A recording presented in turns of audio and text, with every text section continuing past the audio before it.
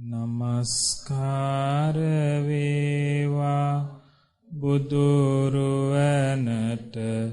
සමදා බුදු හිමි සරණ යමි. නමස්කාර වේවා ධම්රුවනට සමදා සදහම් සරණ යමි.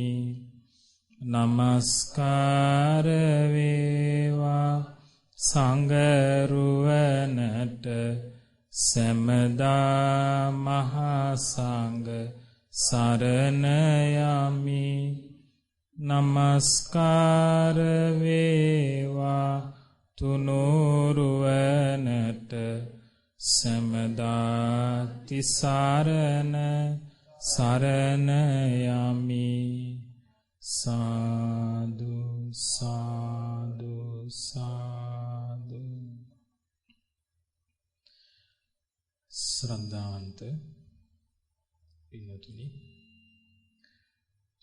අපි ගිය සතියේ කතා කළේ මේ ධර්මයේ හැසිරෙන කෙනෙක්ට ආරම්භයේදී පැවතිය යුතු විශේෂ දෙයක් පිළිබඳව. ඒක අපි හඳුන්වා දුන්නේ යතුරක් වගේ, දොරක් වගේ දෙයක්. මොකක් ගැනද අපි ගිය සතියේ කතා කළේ? ශ්‍රද්ධාව ගැන. අපි කතා කළේ ශ්‍රද්ධාව. ශ්‍රද්ධාව ආකාර කීයක්ද? දෙකයි. මොකක්ද මේ ශ්‍රද්ධාවේ ආකාර දෙක? ආකාරවතී ශ්‍රද්ධාවයි අමූලිකා ශ්‍රද්ධාවයි. මොකක්ද ආකාරවතී ශ්‍රද්ධාව? අමූලිකා ශ්‍රද්ධාව කියන්නේ මොකක්ද මුලින්ම?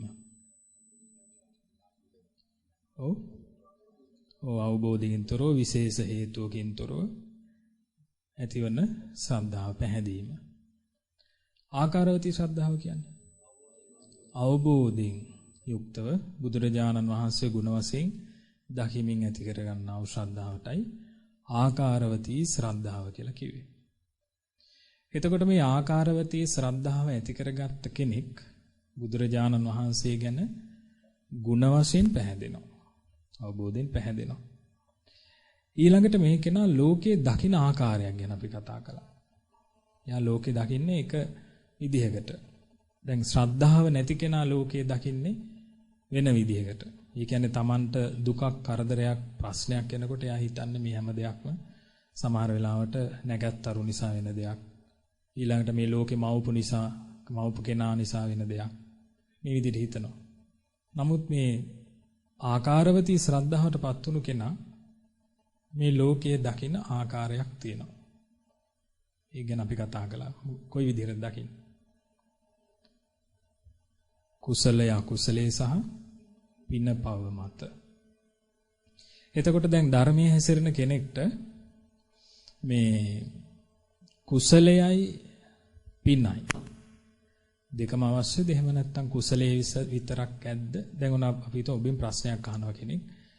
පින් කරන්න ඕනේ නැහැ. කුසල් විතරක් කරා නම් ඇති. කුසල් විතරක් කරලා පුළුවන් සංසාරයෙන් බොහොම පහසුවෙන් ඉතර වෙන්න. පින් කළොත් සසරේ යනවා. එතකොට මේ කතාවට ඔබට දෙන්න පුළුවන් උත්තරේ මොකද්ද? දෙකම අවශ්‍යයි. මොකක්ද? පිනයි කුසලය දෙකම අවශ්‍යයි. ඒකට අපි උපමාවක් කතා කළා. මොකද්ද? බයිසිකලයක්. මොකද්ද අපි ඒ කතා කරේ? බයිසිකලේ ආකාර තුනක්. ඉන්ධන තියෙනවා, පදවන කෙනෙක් ඉන්නවා, බයිසිකලේ තියෙනවා. එතකොට ඉන්ධන තියෙනවා, ඊළඟට පදවන කෙනා ඉන්නවා, බයිසිකලේ නැත්තම් වැඩක් නැහැ. ඊළඟට ඉන්ධන තියෙනවා, බයිසිකලෙත් තියෙනවා, පදවන්න කෙනෙක් නැත්තම් ඒත් වැඩක් නැහැ. මිනිස්සෙකුත් ඉන්නවා, බයිසිකලෙත් තියෙනවා, ඉන්ධන නැත්තම් වැඩක් නැහැ, බයිසිකලෙත් බරක්. එතකොට ඒක අරන් තල්ලු කරලා යන්න සිද්ධ වෙනවා. එහෙනම් පහසුව පිනිස, සැපේ පිනිස වෙන්න නම් මොකද වෙන්න ඕනේ? ඉන්ධන තියෙන්නත් ඕනේ, බයිසිකල් ඉන්න තියෙන්නත් ඕනේ, පදවන්න ඉන්නත් ඕනේ. අන්න ඒ වගේ අපිට බුද්ධ ශාසනයක් මුණ ගැහුණු නිසා කුසලයේ ගැන අහන්න ලැබුණා. ඊළඟට අපිට ඒ බුද්ධ ශාසනයේ ධර්මය අවබෝධ කරගන්න පුළුවන් සිහි කල්පනාව සහිත මිනිසෙක් විදිහට අපි ඉපදුණා. ඊළඟට අපිට පෙර පින තියෙනවා නම් සහ මේ ජීවිතේ රැස් කරන පින තියෙනවා නම් ධර්මයේ හැසිරෙනවා කියන එක පහසුයි. පෙර පින අඩුයි නම් අපේ ජීවිතේට ප්‍රශ්න ටිකක් වැඩි. අසනීප වැඩි. ඊළඟට කරදර වැඩි. කරදර ප්‍රශ්න වගේ දේවල් වැඩි වෙලා තියෙන්නේ පෙර පිනේ අඩුවක් තියෙන නිසා. එතකොට පින බලවත් කරගන්න පුළුවන් වුණොත් අපිට පහසුවෙන් ධර්මයේ හැසිරෙන්න පුළුවන්. එතකොට අපි එතන තමයි නැවැත්තුවේ. ඊට පස්සේ අපි භාවනාවක් ගැන කතා කළා. බුදුරජාණන් වහන්සේගේ බුදු ගුණයක්. මොකක්ද ඒ බුදු ගුණේ? අරහං කියන ගුණේ. අරහං කියන බුදු ගුණෙන් භාවනාව වඩන්න අපි පටන් ගත්තා. අරහං කියන බුදු ගුණේ අපි ඉගෙන ගත්ත සරල භාවනා වාක්‍ය මොකක්ද? ඔව්.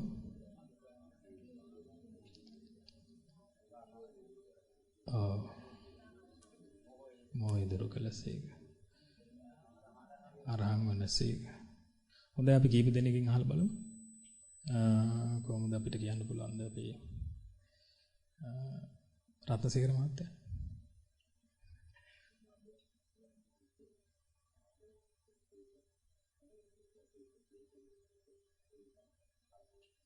අරහං වනසේක. හොඳයි. මෑණි කෙනෙක්ට කවුද සමරක්කුඩි මෑණි ඉන්නවද? මතකද බලන්න. මේ ඉඳගෙන කියන්නේ කවන්නේ.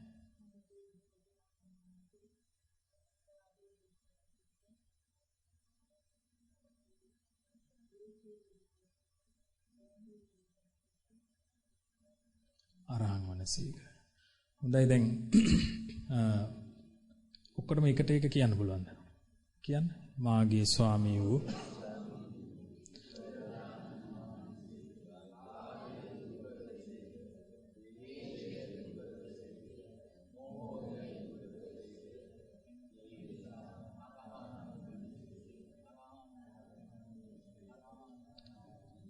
හොඳයි.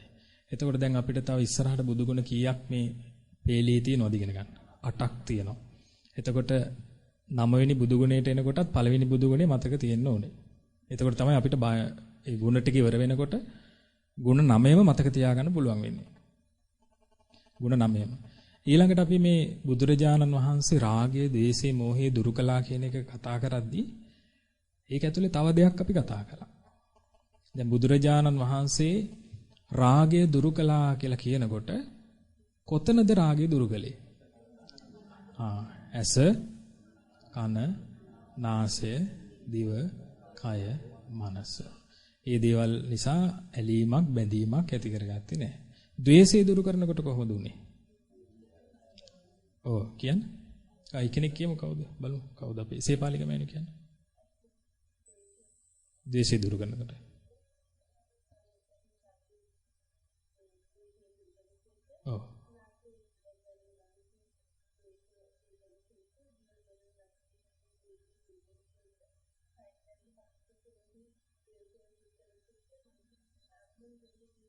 දුරු කළසේක. හොඳයි.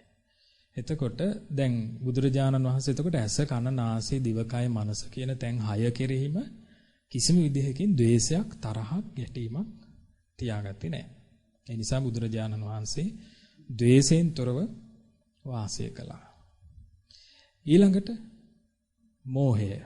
බුදුරජාණන් වහන්සේගේ සිත මුලාවටපත් උන්නේ නැහැ.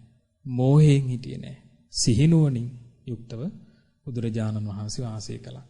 ඒ නිසා බුදුරජාණන් වහන්සේ රාග දේශ මොහ ප්‍රහාණය කළා. දැන් ඔබට පුළුවන් වුණාද මේ දවස් 7 මේ භාවනාව කරගන්න? දවසකට අවම වශයෙන් එක වතාවක්. එතකොට මේ වැඩි වාර ගණනක් මේ භාවනාව කරගන්න ලැබුණා නම් Tamanට ඒකේ පහසුවක් සැහැල්ලුවක් දැනෙනවා. වැඩි වාර ගණනක් කරගන්න ලැබුණා නම්. ඒ නිසා අපි මේ කතා කරන දේවල් පුරුදු පුහුණු කරන්න ඕනේ. මේ දේවල් මතකයේ තියාගෙන හොඳට පුරුදු පුහුණු කරගන්න ඕනේ.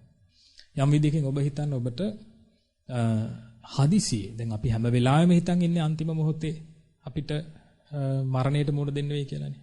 ඒ කියන්නේ වයසට ගිහිල්ලා කෙස් හොඳටම සුදු වෙලා අවුරුදු 60 70 පැනලා දරුවන්ගේ වගකීමුත් ඉවර වෙලා ඔක්කොම අවසන් වුණාමයි අපි මරණයට සූදානම් වෙන්නේ කියලා හිතන් ඉන්නවා.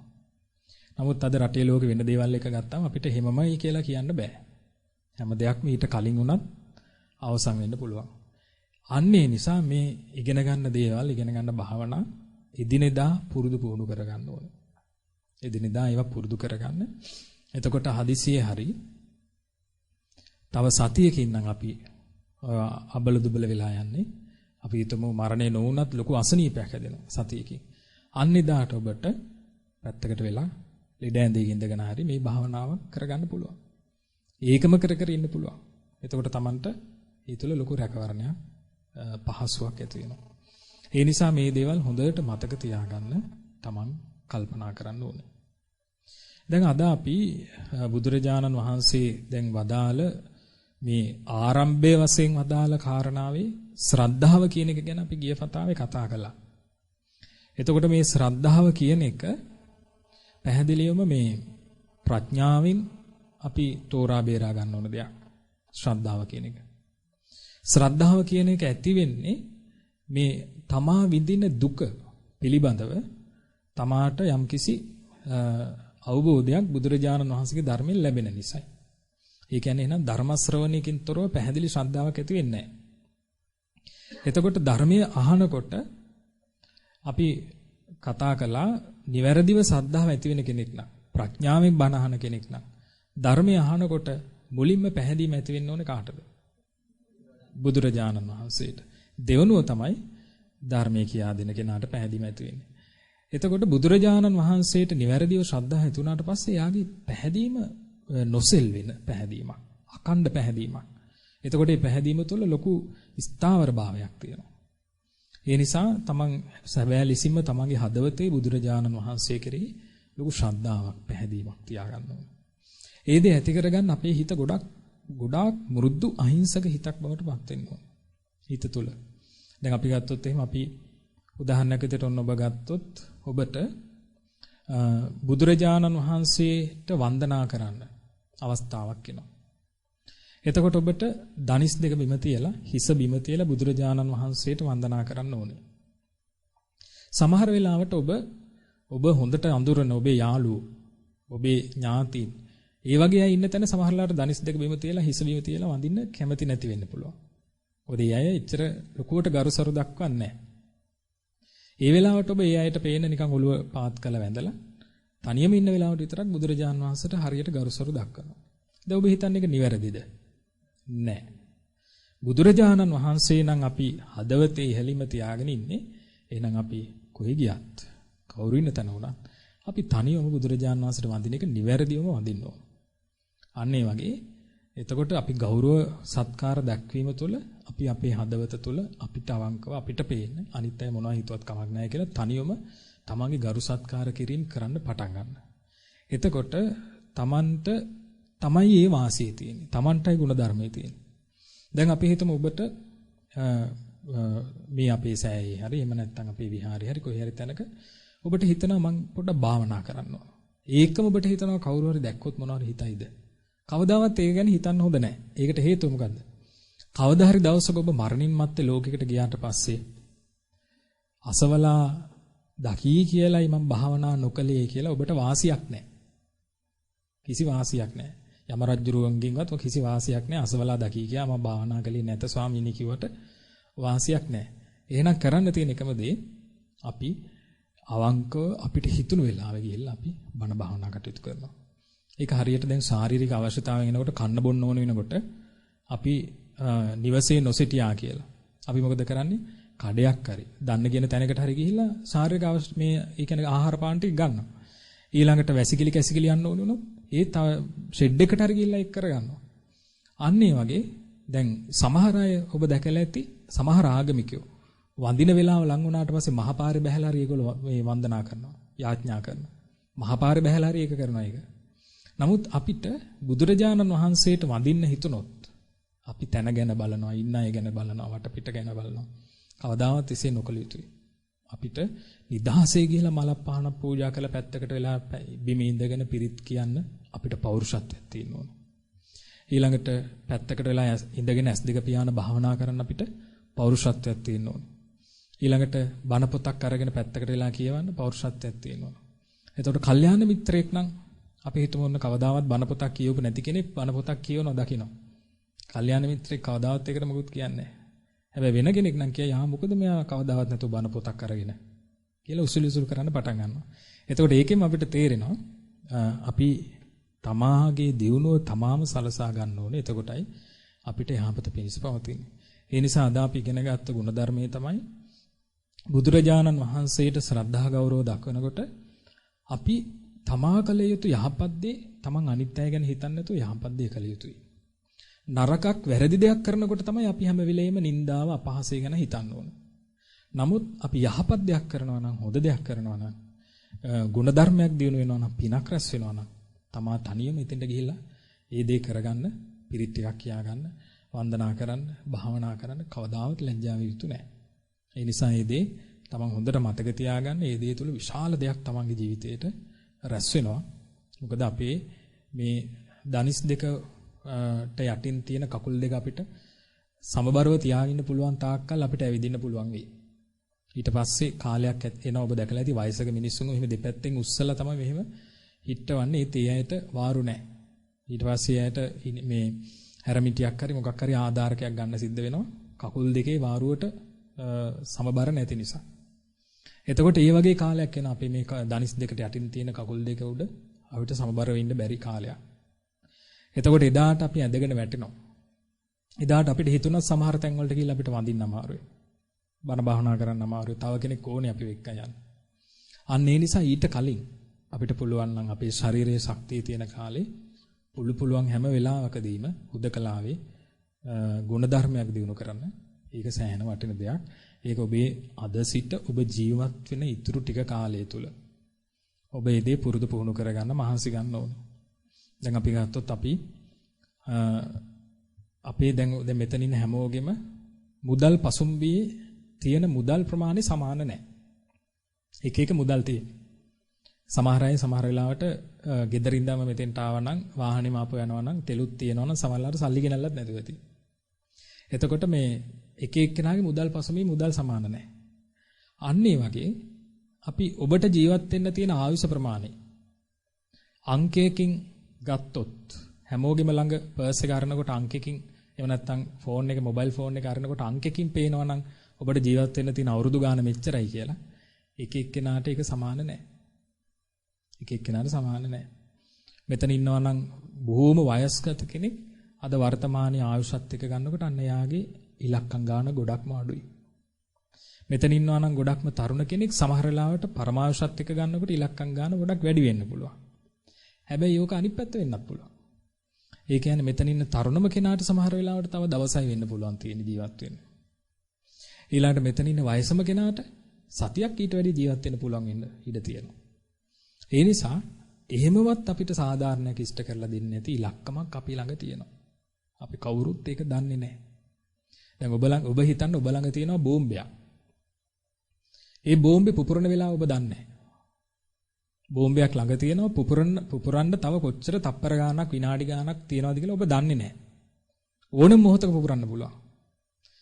එතකොට ඔබ විනෝද වෙවි දඟල ප්‍රමාද වෙවි ඉන්නේ නැහැ. ඔබ පුළුවන් තරම් උත්සාහ කරන්නේ මේක මේ තප්පරේම ගලවලා දාන්න. මොකද ඔබ දන්නවනම් තව පැයක් තියෙනවා කියලා. එහෙනම් ඔබට පැය භාගයකට හරි සැලසුමක් හදා ගන්න පුළුවන්. ඔබට පේනවා නම් පැයක් කවුන්ට් වෙනවා. පැය භාගයකට හරි පුළුවන් සැලසුම හදා ගන්න. ඔබට එහෙමවත් පේන්නේ නැත්තම් එහෙනම් ඊළඟ තප්පරේ වෙන්න පුළුවන් පුපුරන්න. ඊළඟ තප්පරේ වෙන්න පුළුවන් පුපුරන්න. එහෙනම් අද දැන් මේ මොහොතේ සිහිය පීටව ගන්නවා. අපි ඊළඟ මොහොතේ මැරෙයිද කියලා දන්නේ නැති හින්දා. අනේ හින්දා මේ ගුණ ධර්මය හොඳට මතක තියාගන්න.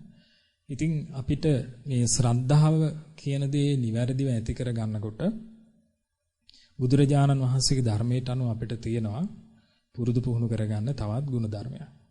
ඒකට කියන්නේ සීලය කියලා. දැන් ශ්‍රද්ධාව ගැන අපි කතා කරලා ඉවර නෑ. ශ්‍රද්ධාව ගැන අපි එක එක ගුණේ බුදු ගුණේ ගැන අපි වෙන වෙනම කතා කරද්දී ශ්‍රද්ධාවත් අපි මේකත් එක්ක අරගෙන යනවා. දැන් ශ්‍රද්ධාවන්ත ශ්‍රාවකෙක් සීලය ආරක්ෂා කරන්න ඕනේ. සීලය කියලා කියන්නේ අපි පුංචි කාලේ ඉඳලම අහලා තියෙන වචනයක්. සීලය කියන එකත් එක්ක අපිට අහලා තියෙන සරලම වචනේ තමයි පංචශීලය. පන්සිල්. පංචශීලය තුළ තියෙන සිල්පද 5යි. ශික්ෂාපද 5යි. කෙනෙක්ට හිතෙන්න පුළුවන් මේක තමයි අඩුම සහ ලේසිම කියලා. නමුත් මේ තුල තමයි සියලුම සීල කොටස් වල පදනම තියෙන්නේ. පංචශීලය තුල. ඒ මොකද සෝතාපන්න වෙන ශ්‍රාවකෙක් තමන්ගේ අතින් කවදාවත් කැඩෙන්නේ නැති මට්ටමට ස්ථාවර කරගන්නෙත් පංචශීලය. එතකොට ඒ නිසා මේ ශ්‍රාවකයා යම් ශ්‍රාවකයෙකුගේ ඊ타ත්ම පැහැදිලිව පිළිටන්න ඕන කාරණා පහක් තමයි පංචශීලය. පංචශීලය කියනකොට අපි හැමෝම මේ සිල්පද පහ දන්නවා. ඒ තමයි පළවෙනි එක ප්‍රාණඝාතයෙන් වැළකී සිටීම. දෙවෙනි එක සොරකමින් වැළකී සිටීම. තුන්වෙනි එක වැරදි කාම සේවනයෙන් වැළකී සිටීම. හතරවෙනි එක බොරු කීමෙන් වැළකී සිටීම. පස්වෙනි එක මත්පැන් මත්ද්‍රව්‍ය භාවිතයෙන් වැළකී සිටීම. එතකොට මේ කාරණා පහ තමයි පංචශීලයේ බවට පත් වෙන්නේ. දැන් මේ කාරණා පහේ තියෙනවා සැකැස්මක්. ඒ තමයි දැන් බුදුරජාණන් වහන්සේ සිල්පද පනවලා තියෙන්නේ මූලික වශයෙන් කයටයි වචනයටයි. මොකේද සිල්පද පනවලා තියෙන්නේ? කයයි වචනයයි සංවර කරගන්න. එතකොට හැම සිල්පදයක්ම අපිට හොයාගෙන කියවගෙන යනකොට අපිට තේරෙන්නේ එක්ක ශරීරයේ සංවර වෙනවා නැත්නම් වචනයේ සංවර වෙනවා. දැන් ඔබ කියන්නේ පංචශීලයේ ශරීරයේ සංවර වෙන්න තියෙන ශික්ෂාපද මොනවද? පංචශීලයේ ප්‍රාණඝාතයෙන් වැළකීම. ඊළඟට හොරකමින් වැළකීම. ඊළඟට වැරදි කාමසේවන වැළකීම. ඊළඟට මුසාවාද නෙමෙයි. සුරාමේරයෙන් වැළකීම. මුසාවාදයි තියෙන්නේ වචනය සංවර කිරීමටයි.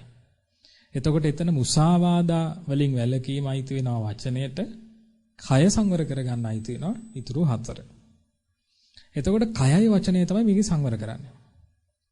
දැන් අපි හොඳට තේරුම් ගන්න ඕනේ මේ පංචශීලයේ සිල්පද ආරක්ෂා කරන්න කලින් මෙතන තියෙන්නේ පස්පව්. සිල්පද රැකෙන්න කලින්, සිල්පද රකින්න කලින් අපි ළඟ තියෙන්නේ පස්පව්. සමහර අය අහනවා සිල්පද රකින්න ගත්තට පස්සේ සිල්පද කැඩුවොත් පවුද කියලා. ඒ කියන්නේ සිල්පද රකින්න කලින් මොනවද තිබ්බේ? පස්පව්. එතකොට පස්පව් කියන එක සිල්පද රකින්න කලින් තිබ්බා. එතකොට සිල්පද නොරැක්කා කියලා මේ එයාට සිද්ධ වෙන යහපතක් නැහැ. එයාට සිද්ධ වෙන්නේ අයහපතක්මයි. ඒ කියන්නේ පස්පව් තියෙන නිසා. එතකොට පස්පව් කියන දේවල් අපි තේරුම් ගන්න ඕනේ. ප්‍රාණඝාතය කිරීම. ප්‍රාණඝාතය කිරීම කියනකොට ඒ හැම දෙයකම විශේෂයෙන් මේ කාරණා පහටම තමන්ගේ චේතනාව කියන එක තමයි මුල් වෙන්නේ. ඒ කියන්නේ තමන්ට ප්‍රාණඝාතය කරන්න චේතනාවක් තියෙන්න ඕන. සතා මරන්න, මිනිස්සයා මරන්න චේතනාව තියෙන්න ඕන. එහෙම නැත්නම් හොරකම කරන්න චේතනාව තියෙන්න ඕන. එහෙම නැත්නම් වැරදි කාම සේවනය කරන්න චේතනාවක් තියෙන්න ඕන. එහෙම නැත්නම් බොරු කියන්න චේතනාවක් තියෙන්න ඕන. එහෙම නැත්නම් මත්පැන් පාවිච්චි කරන්න චේතනාවක් තියෙන්න ඕන.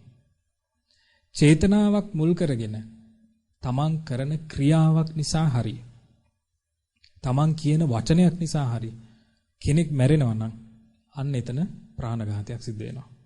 ඒ කියන්නේ අපි ගිහිල්ලා මැරුවේ නැතත් අපි මරන්න ගියනවා. මරන්න කිව්වට පස්සේ කෙනෙක් ආයුධයක් අරන් ගිහලා මරනවා. එතකොට අර මරණ කෙනාටත් ප්‍රාණඝාතය සිද්ධ වෙනවා. මරන්න කියන කෙනාටත් ප්‍රාණඝාත අකුසලයේ සිද්ධ වෙනවා. ඇයි මරන්න කියන කෙනාට සිද්ධ වෙන්නේ? එයා මැරුවේ නැහනේ. චේතනාත්මකව එයා වචනේ පාවිච්චි කළා. චේතනාත්මකව මොකද්ද පාවිච්චි කළේ? වචනය. එහෙනම් අපිට මෙතනදී අපි අතරමඟදී අපිට ඉගෙන ගන්න ලැබෙන විශේෂ කාරණාවක්. ඒ තමයි චේතනාත්මකව කය පාවිච්චි කරත් කර්මයක් සකස් වෙනවා. චේතනාත්මකව වචනේ පාවිච්චි කළත් කර්මයක් සකස් වෙනවා. චේතනාත්මකව හිත පාවිච්චි කළත් වචනයක් සකස් වෙනවා. මේ කර්මයක් සකස් වෙනවා. මොකද්ද චේතනාත්මකව කියලා කියන්නේ? දැන් උණු උදාහරණයක් විදිහට ඔබ ඇවිදගෙන යනකොට කූඹියෝ පෑගිලා මැරෙනවා. ඔබ කූඹි පාගන අදහසක් ඔබට තිබුණ නැහැ, චේතනාව තිබුණ නැහැ. එහෙනම් සතා මැරුණා. චේතනාත්මකව කූඹියා මරනවා කියන කර්මයක් සිද්ධ වෙලා නැහැ. එහෙනම් ඊතර ප්‍රාණඝාත අකුසලයක් සිද්ධ වෙලා නැහැ. ඊළඟට අපි හිතමු ඔබ යම් දෙයක් කියාගෙන යනවා, කතා කරගෙන යනවා. කතා කරගෙන යනකොට ඔබ කියවෙන ඔබගේ කටින් කියවන යම් කිසි දෙයක් ඒක සත්‍යයක් නෙමෙයි. හැබැයි ඔබ ඒක හිතලා කියපු දෙයක් නෙමෙයි, ඔබට ඒ වෙලාවේ කියවිච්ච දෙයක්. සමහරලාට ඔබට ඒ වෙලාවේ ඒක හදාගන්නත් වෙලාවක් ඉතුරු වෙන්නේ නැහැ. හැබැයි ඔබ චේතනාත්මකව කියපු දෙයක් නෙමෙයි. චේතනාත්මකව නෙමෙයි නම් ඒ වචනේ පාවිච්චි කළේ. එහෙනම් එතන බොරු කීමේ අකුසලයේ සිද්ධ වෙන්නේ නැහැ. හැබැයි Tamanට හොඳටම තේරුණොත් මගේ අතින් මේ දේ බොරුවක් විදිහට කියවුණා මේක ඇත්තටම මම හිතලා කියපු දෙයක් නෙමෙයි. ඒක ඒ වෙලාවේ කියවුණා. අන්න ඒ වෙලාවේ තේරුණු ගමන් ඒක Taman හදාගත්තා නම් හරි. හැබැයි දෙවනුව Tamanට තේරිලා Taman ඒක හංගගෙන ඉන්නවා. දැන් මට මේක හදන්නත් බෑ කරන්න දෙයක්වත් නැහැ. දෙවෙනි වතාවේ ඒකට කරුණු දක්වන්න යම් දේවල් කියන්න පටන් ගත්තොත් අන්න බොරුවක් කියවෙන්න පටන් ගන්නවා. එහෙනම් අපිට හැම වෙලෙම තේරෙනවා චේතනාව මුල් වීමෙන් තමයි කයෙන් වචනයෙන් කර්ම සකස් වෙන්නේ. සමහර වෙලාවට ඔබේ හිතට එන අකුසල් සිතවිල්ලක්. අකුසල් සිතවිල්ල නිකම්ම එනවා. නිකම්ම ඇවිල්ලා ඔබ මේ මට වැරදි දෙයක් හිතුණා කියලා අතහැරලා දානවා. දෙවෙනි වතාවේ ඔබ හිතාමතාම දෙයක් හිතන්න පටන් ගන්නවා. කවුරු හරි කෙනෙක් ගැන, තමා ගැන හරි හිතාමතාම දෙයක් හිතන්න පටන් ගන්නවා. එතකොට සිත තුළ චේතනාත්මක සකස් කර ගන්නවා. එතකොට අපි මෙතනදී දැන කියාගත්ත දේ තමයි කර්මය. ඒකට කියන්නේ කර්මය. චේතනාත්මකව කයෙන් හරි, වචනෙන් හරි, සිතෙන් හරි යමක් කරනවා නම් කර්මයක් සකස් වෙනවා. ඒ නිසා බුදුරජාණන් වහන්සේ වදාලා චේතනාහම් භික්කවේ කම්මං වදාමි. මහණෙනි, කර්මය කියන්නේ චේතනාවයි. කර්මය කියන්නේ මොකක්ද? චේතනාවයි. චේතනාවෙන් තොරව කර්මයක් සිද්ධ වෙන්නේ නැහැ. චේතනාව මුල් කරගෙන තමයි කයෙන් වචනෙන් සිතෙන් කර්මයක් සකස් වෙන්නේ. ඔබ හරියට කතා වෙනවානේ අපිට පව් රැස්වීම, අපිට කර්මය රැස්වීම, අකුසල් රැස්වීම ගැන. එතකොට මේ කර්මය කියන එක පව් රැස් වෙනවා, පින් රැස් වෙනවා, අකුසල් කුසල් රැස් වෙනවා කියන හැමදේම චේතනාත්මකව සිද්ධ වුණොත් තමයි ඒක කර්මයක් බවට පත් වෙන්නේ. චේතනාවකින් තොරව සිද්ධ වුණොත් කර්මයක් බවට පත් වෙන්නේ නැහැ. දැන් උදාහරණයක් විදිහට එක අවස්ථාවක ප්‍රේතෙක් මුණ ගැහිනවා මුගලන් මහරහතන් වහන්සේට මුළු ශරීරෙම වස්ත්‍ර නැහැ. ඊට පස්සේ අහලා බලනකොට මොකක්ද මේකට හේතුව කියලා ඒ ප්‍රේතයාට මතක් වෙනවා පෙර ජීවිතයක විහිළුවට තමන් එක නාන්න හිටපු කට්ටියකගේ ඇඳුම් හංගලා. ඇඳුම් හංගලා ඊට පස්සේ අර අයට ගොඩට එන්න බෑ ඇඳුම් නැතුව. ඊට පස්සේ එළියට වෙලා විනෝදෙන් hina වෙවි උසුළු විසුළු කර කර ඉඳලා තියෙනවා. එතකොට ඒ අයට චේතනාවක් තිබුණා වස්ත්‍ර හංගන්න. ඒ චේතනාව මුල් කරගෙන කය ක්‍රියා කරපු නිසා වස්ත්‍ර ටික හංගන්න පුළුවන් වුණා. ඊට පස්සේ වචනේනුත් එයා උසුළු විසුළු කරා. හැබැයි ඒක කලේ විහිළුවට, තරහකට නෙමෙයි. විහිළුවට යාළුකමකට කරේ. හැබැයි කර්මයක් Tamanට සකස් වුණා. එතකොට ඒකෙන් අපිට තේරෙන්නේ විහිළුවට වුණත් බේරුමක් නැහැ, කර්මයක් සකස් වෙනවා. එතකොට මේ දේ පුංචි දෙයක් වුණත් බලන්න ප්‍රේතෙක් කියලා ඇඳුන්නේ නැහැ. එතකොට තව අවස්ථාවක අපිට ওই ප්‍රේතවත් වල අහන්න ලැබෙනවා ඇඟට කහමිලිය දාලා කසනවා බල ඉඳලා ඉවරලා සතුටු වෙනවා. ඊට පස්සේ මෙන්න ප්‍රේත ජීවිතයක් ලැබලා ඇඟ කහනවා. එතකොට පෙර ජීවිතයක මේ විහිළුවට කරපු දෙයක් සමහර වෙලාවට කර්මානුරූපව තමන් කරා ඇවිල්ලා. එහෙනම් අපි තේරුම් ගන්න ඕනේ කර්මය කියන එක විහිළුවට කරත්, විහිළුවට හිංසාවක් කරත්, විහිළුවකට ඒ දේ කරත් තමාටමයි යම් දවසකයකට දුක් විඳින්න වෙන්නේ. ඒ නිසා අපි තේරුම් ගන්න ඕනේ විහිළුවටවත් කර්මයක් වචනෙන්වත් කයින්වත් නොකර ඉන්න. ඒතොර කයින්වත් වචනෙන්වත් සිතෙන්වත් විහිළුවකටවත් කර්මයක් රැස් කරන්නේ නැත්නම් අපිට එහෙනම් ඒ දෙයින් දුක් විඳින්න වෙන්නේ නැහැ කවදාවත්. ඒ වගේම තමයි දැන් මේ කර්මය කියන දේ පින පැත්තටත් තියෙනවා පව පැත්තටත් තියෙනවා. දැන් උදාහරණයක් විදිහට චේතනාත්මකව ඔබට පුළුවන් දුගී කෙනෙක්ට දානි ටිකක් දෙන්න. චේතනාත්මකව දුප්පත් බඩගිනි මිනිස්සෙක්ට කන්න දෙන්න පුළුවන්. එතකොට ඒ කර්මය රැස් කරේ චේතනාත්මකව කයෙන්. ඒ වගේම පුළුවන් චේතනාත්මකව දුප්පත් කෙනෙකුගේ දෙයක් උදුර ගන්න, කඩා වඩා ගන්න පුළුවන්. එතකොට ඒකත් කරේ චේතනාත්මකව කයෙන්. දැන් චේතනාත්මකව දුප්පත් කෙනෙක්ට යමක් දුන්නොත් Tamanට සැප විපාක පිණිස පවතින කර්මයක් රැස් වෙනවා. චේතනාත්මකව දුප්පත් කෙනෙක් යමක් කඩා වඩා ගත්තොත් දුක් විපාක පිණිස පවතින කර්මයක් සකස් වෙනවා. අන්න ඒ නිසයි බුදුරජාණන් වහන්සේ මේ දේවල් වලින් අපි වළක්ව ගන්න සීලය පනවලා දීලා තියෙන්නේ. එතකොට යම් කිසි කෙනෙක් සිල් ආරක්ෂා කරනවා නම් චේතනාත්මකව අකුසල කර්මයන් දුක් විපාක දුක් රැස් කිරීම වෙන්නේ නැහැ. දැන් අපි දුක රැස් කරපු නිසා තමයි මේ දුක් විඳින්නේ. දුක රැස් කරපු නිසා දැන් අපි දුක විදිහට නෙමෙයි රැස් කරලා තියෙන්නේ. අපි චේතනාත්මකව එක එක්කෙනාට හිංසා කරලා, පීඩා කරලා, ද්වේෂයෙන් ඉඳගෙන, රාගෙන් ඉඳගෙන කරපු දේවල් තමයි දුක විදියට රැස් වෙලා තියෙන්නේ. ඊළඟට අපි දන්පැන් පූජා කරගෙන අතහැරීමෙන් කරපු දේවල් සැප විදියට රැස් වෙලා තියෙනවා. ඉතින් දැන් මෙන්න මේ වගේ ස්වභාවයක් අපිට තියෙන නිසා අපිට මේ සංවර භාවයේ පිණිස රැකවරණයේ පිණිස බුදුරජාණන් වහන්සේ පනවලා තියෙනවා. එතකොට එහෙනම් අපි හිතමු අපි යම් කිසි දෙයක් ගන්නවා නොදැන අපේම වගේ දෙයක්. සමහර වෙලාවට තමන්ගේ මුදලක් තමන්ගේ කියලා හිතාගෙන අනුන්ගේ දෙයක් අරගෙන ගිහලා ටික දුරක් ගියාට පස්සේ තේරෙනවා මේක තමන්ගේ නෙමෙයි කියලා. එතකොට තේරුණු ගමන් කරන්න ඕනේ ඒක පැත්තකින් තියෙන එක. පැත්තකින් තියලා මේක මං අයිතිකාරය හම්බුණු ගමන් දෙනවා කියලා. එතකොට එතන කර්මයක් සකස් වෙන්නේ නැහැ. මොකද චේතනාත්මකව ඒක ගත්තේ නැති නිසා. හැබැයි අපි නැති දෙයක් චේතනාත්මකව ගත්තොත් සමහර වෙලාවට අයිතිකාරයව හොයන්නේවත් නැතුව චේතනාත්මක අපි හිමිට ගුලි කර ගන්නවා. එහෙනම් එතන සිද්ධ වෙනවා හොරකමක්. එතකොට මේ හොරකම Tamanට දුක පිණිස පවතින දෙයක්. එතකොට එහෙනම් ප්‍රාණඝාතයෙන් වළකිනවා වගේම සොරකමිනුත් වළකින්න ඕන. දැන් ප්‍රාණඝාතය කියන එකේදී බුද්ධ දේශනාවල ප්‍රාණය කියන එක පටන් ගන්නෙ කලලයේ ඉඳලා. එතකොට එහෙනම් කලලයක් විනාශ කරන තැන ඉඳලම ප්‍රාණය කියන එක ගැන කතාවක් එනවා. එතකොට එහෙනම් මේ ප්‍රාණඝාතයෙන් වළකිනවා නම් කලලයක ඉඳලා විනාශ නොකර සිටිය යුතුයි. දෙවනුව සොරකමින් වළකිනවා නම් අංශු මාත්‍ර දෙයක්. ඒක මේ භික්ෂුන් වහන්සේලාට සඳහන් කරලා තියෙන්නේ මහවණයක Tamanට අයිති නැති ඊ타ත්ම අංශු මාත්‍ර වටිනාකමකින් යුක්ත දෙයක් වැටලා තිබ්බත් Tamanට අයිති නැත්තම් ගන්න එපා කියලා. මේ කියන්නේ මේ පළතුරක් කොලයක් වගේ දෙයක් නෙමෙයි, ගහක ස්වභාවික හැදෙන දෙයක් නෙමෙයි. මනුෂ්‍ය භාවිතයක තියෙන මනුෂ්‍ය හිමිකමක් තියෙන පුද්ගල හිමිකමක් තියෙන දෙයක් යම් විදිහකින් වැටලා තිබ්බොත් අන්සතු නම් Tamanට අයිති නැත්තම් ඒ දේ Taman සන්තක කරගන්න එපා කියලා. නමුත් දැන් අපි හිතමු මුදලක් හරි වැටලා තිබ්බොත් මේ මුදල අයිතිකාරයාට ලබා දීම පිණිස අරන් පැත්තකින් තියන්න පුළුවන්. ආභරණයක් වැටලා තිබ්බොත් අයිතිකාරය ලබා දීම පිණිස භික්ෂුවකට උනත් පැත්තකින් තියන්න පුළුවන්.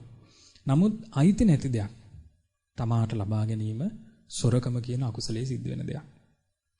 ඊළඟට තුන්වෙනි කාරණාව තමයි වැරදි කාම සේවනය. වැරදි කාම සේවනය කියලා කියන්නේ හැම විටම තමන්ටයි කියලා වෙන් කරපු නැති පුද්ගලෙක් සමග කාම සේවන කටයුත්තක නිරත වෙනවා නම් අන්න ඒක තමයි වැරදි කාම සේවනය කියලා කියන්නේ. එතකොට යම් විදිහකින් ඒක බුදුරජාණන් වහන්සේගේ ධර්මයේ තියෙන දැන් මල් මාලාවක් දාලා හරි. ඒ කියන්නේ මේ ලොකු උත්සවයක් අරගෙන මල් මාලාවක් දාලා හරි වෙන් කරලා දීලා තියෙනවා නම් මෙයා තමන්ටයි කියලා අන්න ඒ වගේ කෙනෙක් මේ හරි අතින් හරි අල්ලන්න අයිතියක් තියෙනවා. නමුත් එහෙමවත් වෙන් කරලා දීලා නැත්නම් දෙමව්පියන්ගේ අවසරයෙන් කිසි ලෙසකින් ඒක අයිති නැති දෙයක් විදියටයි බුදුරජාණන් වහන්සේ වදාළේ. එතකොට වැරදි කාම සේවනය කියන අකුසලයේ සිද්ධ වෙනවා. හතරවෙනි එක තමයි අසත්‍ය වචනය. බොරුව. එතකොට බොරුව කියන එක හිතාමතාමත් පැහැදිලිවම කියන්න පුළුවන් දෙයක්. ඒ වගේම තමයි සමහර අවස්ථාන්වලදී අසත්‍ය වචනය කතා කරනවා සත්‍යයක් වෙන විදිහට. දැන් උදාහරණයක් විදිහට ඔබ අහලා ඇති ප්‍රසිද්ධ බොරුවක් තියෙනවා රජ කාලේ වෙච්ච සිද්ධියක්. මේ සද්ධාතිස්ස කුමාරයා කාමරය ඇතුළට ගියාට පස්සේ භික්ෂුන් වහන්සේලාගෙන් අහනවා දුටුගැමුණු රජුර ඇවිල්ලා සද්ධාතිස්ස කුමාරයා ආවද? අනේ රජතුමනි කුමාරයා ඇඳ උඩ නැහැ කිව්වා. ඒ කියන්නේ ඇඳ යට තමයි ඉඳලා තියෙන්නේ. ඒතර රජතුමා තේරුම් ගත්තා එහෙනම් මෙතන කුමාරයා ඉන්නවා කියලා. එතකොට දැන් මේ පැහැදිලිවම ගත්තොත් යම් කිසි කෙනෙක් රවටන චේතනාවෙන් එවන් වූ දෙයක් කියලා ඒ අහගෙන ඉන්න කෙනා රැවටුනොත් අහගෙන ඉන්න කෙනා ඇත්තටම හිතුවද ඇත්තටම එහෙනම් මෙතන නෑ කියලා එහෙනම් එතන බොරුව සම්පූර්ණ වෙනවා. අසත්‍ය සම්පූර්ණ වෙනවා. රැවටුනේ නැත්තම් සම්පූර්ණ වෙන්නේ නෑ. රැවටුනොත් සම්පූර්ණ වෙනවා. රැවටුණු ගමන් ඒක නා තේරුම් ගන්නවා මේ මෙතන එහෙනම් මේ පුද්ගලයා නෑ. එහෙම නැත්තම් මෙතන මේ වස්තුව නෑ. එහෙනම් මෙයා මේක කරලා නෑ. එතකොට තව කෙනෙක්ව රැවටුවා කියන දේ එකතු වීමත් එක්ක මේ අසත්‍ය වචනේ කියන දේ සිද්ධ වෙන්න පටන් ගන්නවා. ඒ නිසා තමන් හැම වෙලාවෙම වචනේ කතා කරනකොට ඒක සත්‍ය වචනයක් බවට පත් කරන්න මහන්සි ගන්න ඕනේ. මොකද බෝසත්වරු විවරණ ලැබුව දවසේ ඉඳලා කවදාවත් අසත්‍ය කතා කරලා නැහැ. බෝසතාන් වහන්සේලා සසර පුරාවටම සත්‍ය වචනේ කතා කරලා තියෙනවා. ඒකයි බුදුරජාණන් වහන්සේගේ වචනය කවුරුත් විශ්වාස කරන්නේ. කවුරුත් පිළිගන්නේ. ඒ නිසා සත්‍ය වචනේ කියන එක හැම විටම වටිනාකමක් තියෙනවා, වැදගත්කමක් තියෙනවා. පස්වෙනි එක තමයි මත්පැන් සහ මත්ද්‍රව්‍ය භාවිතයෙන් වැළකීම. එතකොට ඒක අපි අහලා තියෙන සුරාමේරේ මජ්ජපමා දට්ඨාන වේරමණී සික්ඛාපදං සමාදියාමි කියලා. එතකොට මේ කියන්නේ සුරාව. ඒ කියන්නේ තමන් මද ප්‍රමාදයටපත් වෙන, මදයටපත් වෙන, මත් බවටපත් වෙන, සිහිය විකල් වෙලා යන. ඊළඟට සාමාන්‍ය සිහිය මද සිහියකට හරිපත් කරන යම්කිසි මත් ද්‍රව්‍යයක්, මත් පැනක් තියෙනවා නම් ඒ දේ භාවිතා කිරීම විපත පිණිස පවතින අකුසලයක් රැස් වෙනවා. ඒ නිසා ඉවන් වූ මත්පැන් මත්ද්‍රව්‍ය වලින් වැළකී සිටීම ශ්‍රද්ධාවන්ත ශ්‍රාවකයා ශික්ෂාපදයක් විදියට ආරක්ෂා කර ගන්නවා. සරලව ගත්තොත් මේ සිල්පද පහ ගැන මෙහෙම තමයි අපිට තේරුම් ගන්න තියෙන්නේ. නමුත් මේ සිල්පද පහ ගැන අපිට තව පුළුවන් මෙහි ආදීනව ගැන කතා කරන්න. ඒ තමයි දැන් සිල්පද රැක්කේ නැත්තම් ප්‍රාණඝාතය කළොත් ඒකේ නා බුදුරජාණන් වහන්සේ වදාළ මරණින් මත්තේ ප්‍රාණඝාතයම කර කර ඉඳලා මැරෙන කෙනෙක් නම් කෙලින්ම යනවා කො නිරේට. සතර අපාය යනවා. සතර අපායේ අවුරුදු 10 ගාණක් දුක් විඳලා නැවත මිනිස් ලෝකෙට ආවට පස්සේ ආයුෂ අඩුයි කියනවා යාට. මොකද්ද තියෙන කර්ම විපාකේ? ආයුෂ අඩුයි. ආයුෂ අඩු වෙන්න හේතුව පෙර සංසාරේ ප්‍රාණඝාතය කරලා තිබීම, බොහෝ කොට ප්‍රාණඝාතය කරලා තිබීම. එහෙනම් ආයුෂ අඩු වෙන්න බොහොම ලොකු හේතුවක් තමයි ප්‍රාණඝාතය. දැන් අපි හිතමු මේ වෙනකොට අවුරුදු 60 70ට වගේ කිට්ටු වෙච්ච අය ඉන්නවා නම් ඒ කියන්නේ ආසන්න ජීවිතවල ප්‍රාණඝාත ගොඩක් අඩුවෙන් කරලා තියෙනවා. ඉතින් ඒ නිසා තමයි සතුටු වෙන්න පුළුවන්. හැබැයි මේ ජීවිතේ නොසෑහෙන කරලා තියෙනවා නම් අනාගතේ ඊළඟ ජීවිතේ බලාපොරොත්තු වෙන්න පුළුවන්. කර්ම විපාකේ. ඉතින් ඒ නිසා එතනත් ගැළවීමක් නැහැ. එතකොට පළවෙනි දේ තමයි ආයුෂ අඩු වෙනවා. මිනිස් ලෝකෙට නැවත එනකොට. දෙවෙනි එක තමයි හොරකම් කරලා තිබීම. හොරකම් කරලා තිබ්බොත් ඒත් බුදුරජාණන් වහන්සේ වදාළ සතර අපාය යනවා. සතර අපාය ගිහිල්ලා ආයෙත් මිනිස් ලෝකෙට ආපු කාලෙක හොරකම් කරපු කෙනාගේ විපාකේ තමයි යා දුප්පත් කියනවා. ඉක්මනටම දුප්පත් වෙනවා කියනවා. යන්තම් පොඩ්ඩක් හදාගෙනවත් ආයෙත් දුප්පත් වෙලා යනවා. දුප්පත්කම කියන එක යාගේ ජීවිතේ පුරාවටම තියෙන දෙයක්. කොහොම හරි දියුණු වෙන්න උත්සාහ කරත් ආයෙත් දුප්පත් වෙලා යනවා. ඒකට හේතුව තමයි පෙර සංසාරේ හොරකම් කරලා තිබීම. සොරකම තිබීම. එතකොට ඒකත් අර වගේ තමයි. දැන් මේ ජීවිතේ ඔබ හිතනවා නම් ඔබ හොඳට පෝසත්වට හොඳට ගැටලුවක් නැතුව දුප්පත්කමක් නැතුව ඉන්නවා. හැබැයි මේ ජීවිතේ හොරකම් ටිකක් වැඩිපුර කරලා තියෙනවා නම් එහෙනම් ඒත් ඒ වගේ ඊළඟ ජීවිතේ අර වගේ දුප්පත් වෙන්න තියෙන කර්මයක් දැන් අත උඩ තියාගෙන ඉන්නේ. ඒ නිසා හොඳටම තේරුම් ගන්න ඕනේ කෙනෙකුගේ තව කෙනෙකුට අයිතිව තිබුණු දෙයක් චේතනාත්මකව පැහැර ගැනීම ඒ ජීවිතේ විතරක් නෙමෙයි සතර අපායෙත් ගිහිලා ආයි මිනිස් ලෝකයට ආවට පස්සේ දුක් විඳින්න හේතු වෙන දෙයක් බවට පත් වෙනවා. ඒ නිසා සොරකමේ ආදීනවේ තමයි දුක්පත් වීම. ප්‍රාණඝාතය ආදීනවේ තමයි මනුස්ස ලෝකයට ආවට පස්සේ අඩු ආයුෂ. සොරකමේ ආදීනවේ තමයි දිලිඳු වීම. ඊළඟ එක තමයි වැරදි කාමසේවනය. වැරදි කාමසේවනය යම් ජීවිතයක කරද්දී ඒකේ අඩුපාඩුවක් දුකක් තේරෙන්නේ නැහැ. සමහර වෙලාවට සතුටින් බොහොම හොඳින් ඉන්න පුළුවන්. හැබැයි වැරදි කාමසේවනය කරපු ජීවිතෙන් සමුදීලා මරණයටපත් වෙලා යම් තැනක ඉපදෙන්න සිද්ධ වුණොත් එයා ඒ ජීවිතය හදාගත්තේ නැත්නම් සතර අපාය තමයි යන්නේ. සතර අපායේ දුක් විඳලා නැවත මිනිස් ලෝකයකට ආවොත් ඒකේ නා ලිංග විපර්යාසයකටපත් වෙනවා කියනවා. ඒ කියන්නේ පිරිමිත් නොවන, ගැහණුත් නොවන කෙනෙක් බවට පත් වෙනවා කියලා ධර්මයේ තියෙනවා. වැරදි කාමසේවනයකට යොමු වෙච්ච කෙනෙක්. එතකොට මෙන්න මේ ස්වභාවයකටපත් වෙලා මිනිස් ලෝකේ ජීවත් වෙන්න සිදුවීම අපහාසයට නින්දාවටපත් වෙන්න හේතු වෙන දෙයක්. මොකද කවදාවත් හදාගන්න බෑනේ. කවදාවත් හදාගන්න බැරි දෙයක්. ඒ වගේ දෙයක් උපතින්ම අරන් ආවොත් කවදාවත් හදාගන්න බෑ. මැරෙනකම්ම හදාගන්න බෑ. එතකොට ඒක Tamanට ඒ ආයුෂයේ තියෙනකම්ම දුක් විඳින්න සිද්ධ වෙන දෙයක් බවට පත් වෙනවා. ඒ නිසා තුන්වෙනි එක අපි මතක තියාගන්න ඕනේ වැරදි කාමසේවනයේ විපාකය තමයි තමන්ගේ ජීවිතයේ සතර අපායට ගිහිලා ආයි මිනිස් ලෝකෙට එනකොට පිරිමිත් නොවන ගැහණුත් නොවන තත්යකට ශාරීරිය සකස් වෙලා තමයි ඉපදෙන්නේ.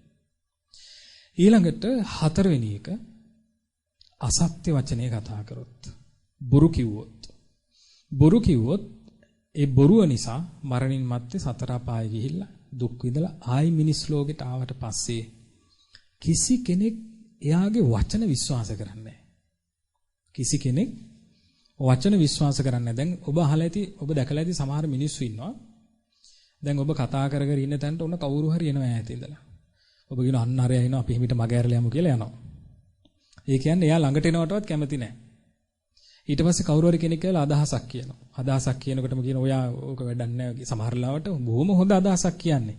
නමුත් ඕක වැඩක් නැහැ ඕක කියන්න දෙන්න එපා කියලා එහෙමම නිෂ්ප්‍රභා කරලා දානවා. එතන තියෙන්නේ සාංශාරික අකුසලයක්. දිගින් දිගටම ඒක වෙනවා නම් එතන තියෙන්නේ සාංශාරික අකුසලයක්. ඒ කියන්නේ පෙර ජීවිතයක සෑහෙන අසත්‍ය කතා කරලා බොරුව කතා කරලා ඒකේ කර්ම විපාකේ කොටසක් විදියට මිනිස් ලෝකේ නැවත ඒක විඳවන්න සිද්ධ වෙලා දැන් තමන් කතා කරන දේ තමන් කියන දේවල් කවුරුත් අහන්නේ නැහැ විශ්වාස කරන්නේ නැහැ. තමන් එක කවුරුත් කතා කරන්න ඉන්නේ නැහැ. තමන්ව කොන් වෙලා යනවා. මෙන්න මේ ස්වභාවය කර්ම විපාකයක් විදියට අපි තේරුම් ගන්න ඕනේ. පස්වෙනි එක මත්පැන් සහ මත්ද්‍රව්‍ය භාවිතය.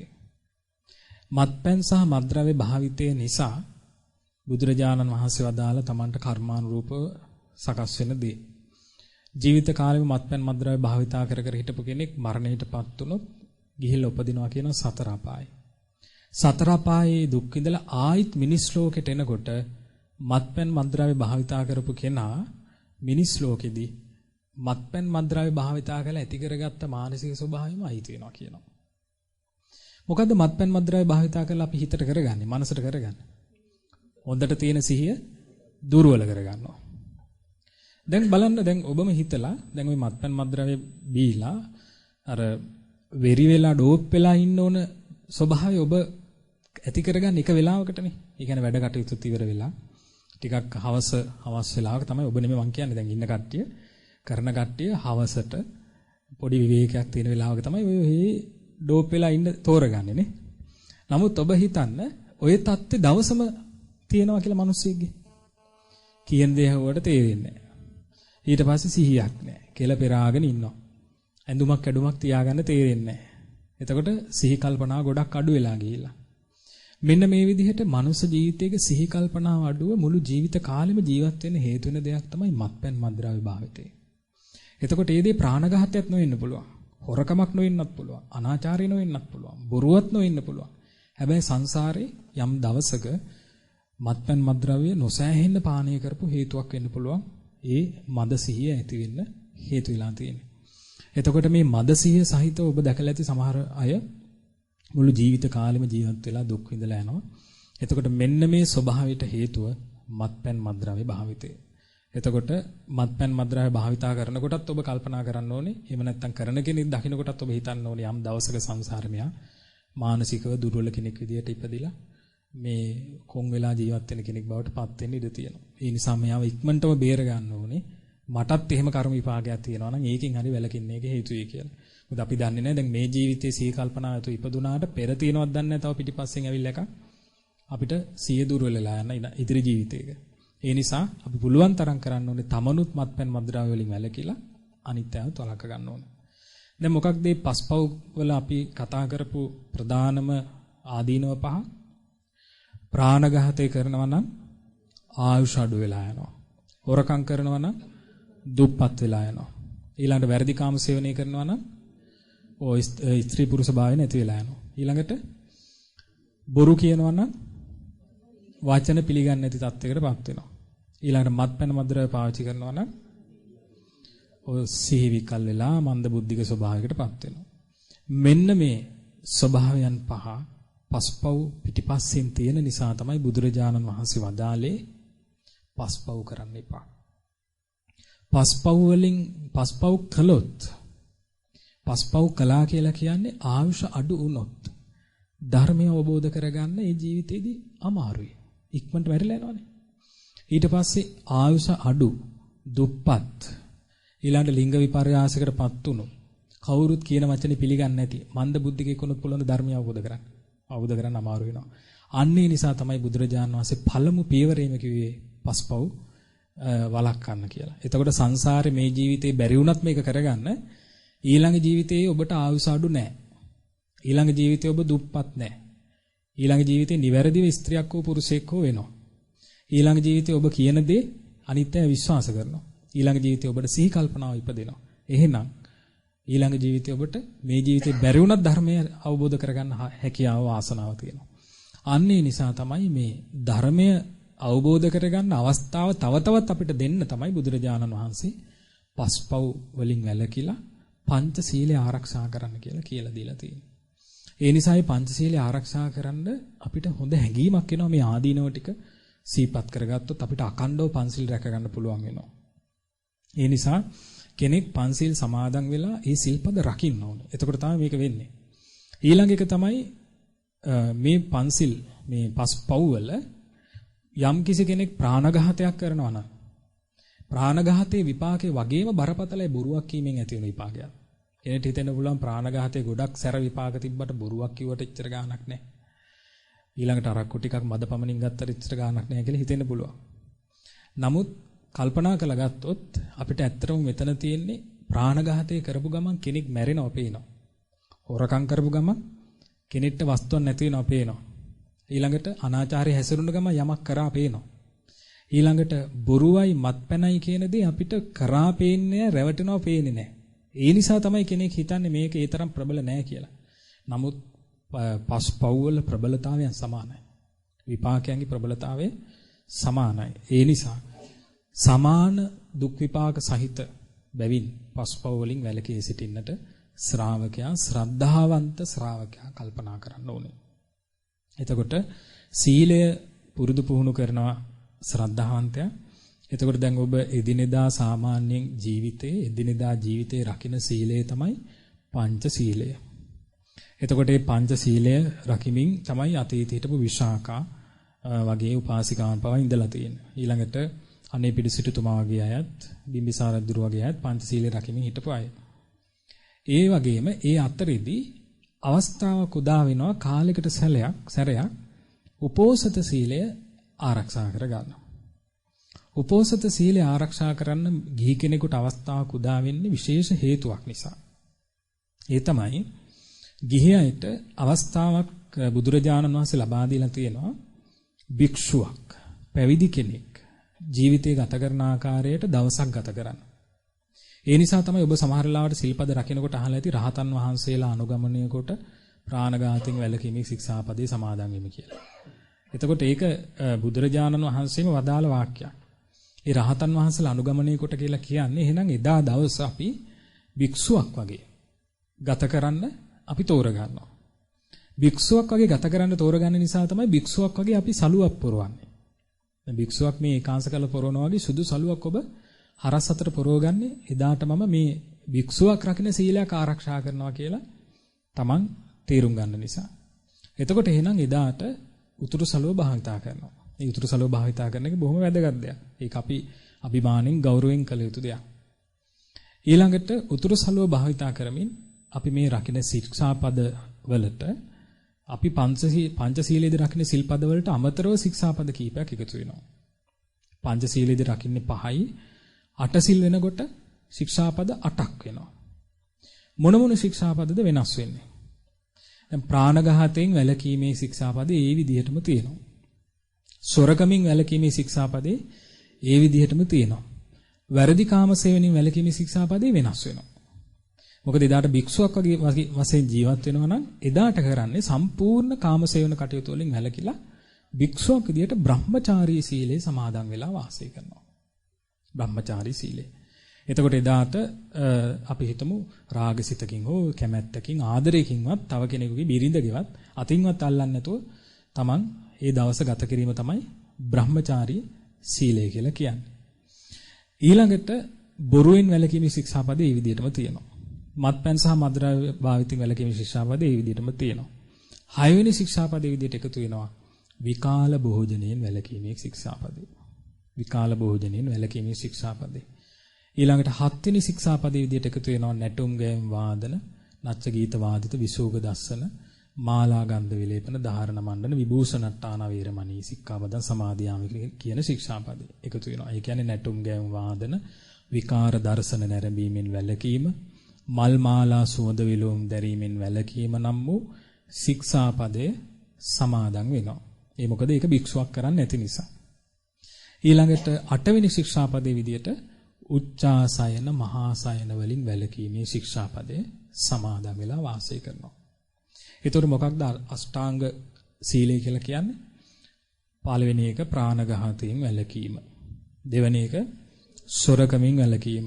තුන්වෙනි එක කාමසේවණෙන් වැළකීලා බ්‍රහ්මචාරියව වාසය කිරීම. හතරවෙනි එක බොරුවෙන් වැළකීම.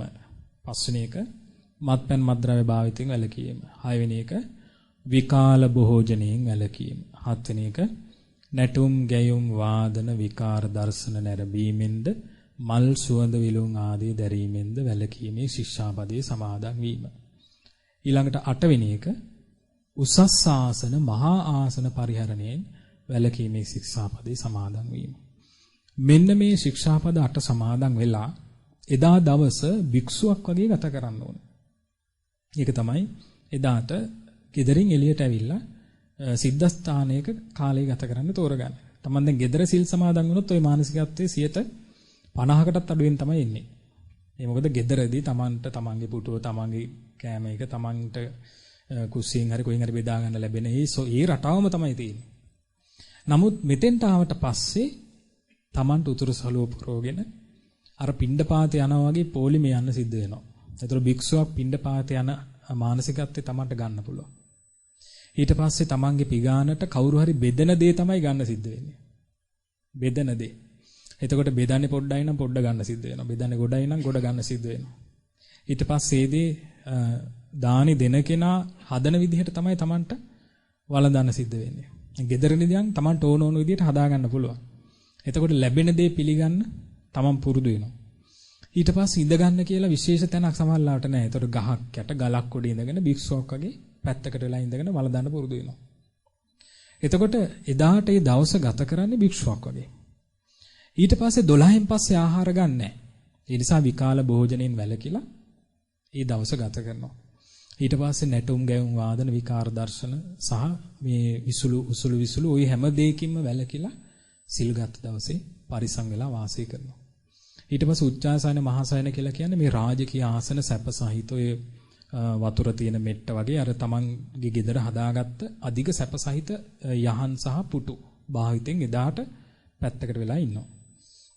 මෙන්න මේ විදිහට මේ ශික්ෂාපද 8 ආරක්ෂා කරනවා නම් බුදුරජාණන් වහන්සේ වදාළ එක්තරා අවස්ථාවක මේ රජදරුවන් පිරිසකට බුදුරජාණන් වහන්සේ කියනවා දවසකට කහවණු ලක්ෂයක් පඩි හම්බ වෙනවා. ඊට වඩා වටිනවා කියනවා පැය 24ක් අවබෝධයෙන් සිහියෙන් අටසිල් සමාදන් වෙලා සිටීම. ඒ කියන්නේ නිකම් මේ සිල් අරගෙන නිදාගෙන ඉන්න එක නෙමෙයි කියන්නේ. හොඳට සිල් ආරක්ෂා කරගෙන සිල් රැකගෙන බණ භාවනා කරගෙන පැය 24 සාරවත්ව ගත කරනවා නම් දවසකට කහවණු ලක්ෂයක් හම්බුණාට වඩා වටිනවා කියනවා මේ දවස යාට. ඒ මොකද කහවණු ලක්ෂ ගෙවිලා යනවා. නමුත් අර සිල් රැකීමෙන් ලැබිච්ච පුණ්‍ය විපාකේ එහෙම ඉක්මනට නැති වෙලා යන්නේ නැහැ කියනවා. ඒ නිසා ගිහි ශ්‍රාවකයාගේ දෙවැනි ශික්ෂාපද වර්ගය තමයි උපෝසතයට ගන්න අට්ඨාංග සීලය. අට්ඨාංග උපෝසත සීලය.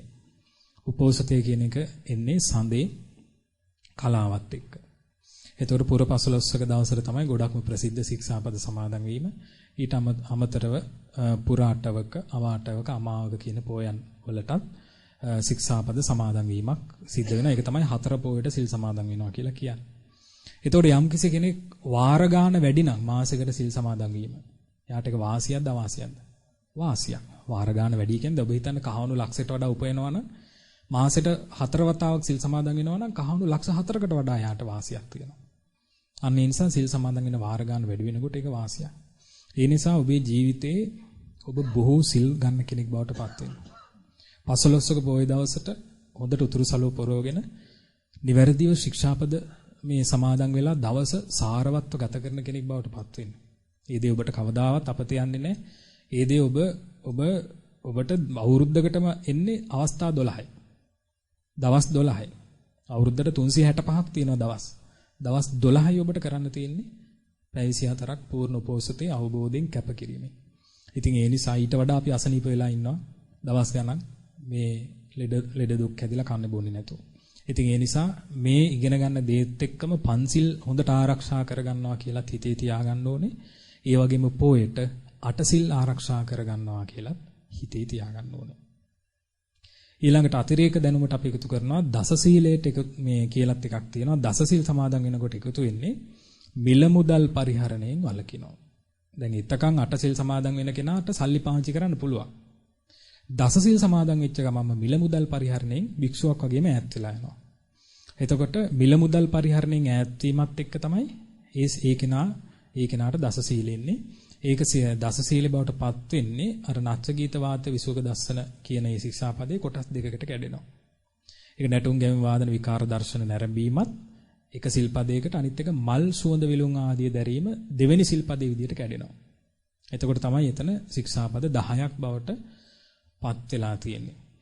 මෙන්න මේ විදිහට තියෙනවා. ඒ වගේම තමයි අපි ඔය නච්ච ගීත වාදිත ගැන තේරෙනවා වගේම මේ ඒ කාලේ බොහොම ප්‍රසිද්ධ දෙයක් තමයි මේ මල් මාලා පළඳගෙන ඉන්න එක. මල් ගොතලා මාලා පළඳගෙන ඉන්න එක. දැන් අද ඒක ප්‍රසිද්ධ නැහැ. අද තියෙන්නේ අද ගොඩක්ම ඉතුරු වෙලා තියෙන්නේ මේ පුංචි මාලයක් රන් මාලයක් වගේ දෙයක් පළඳගෙන සිටින එක.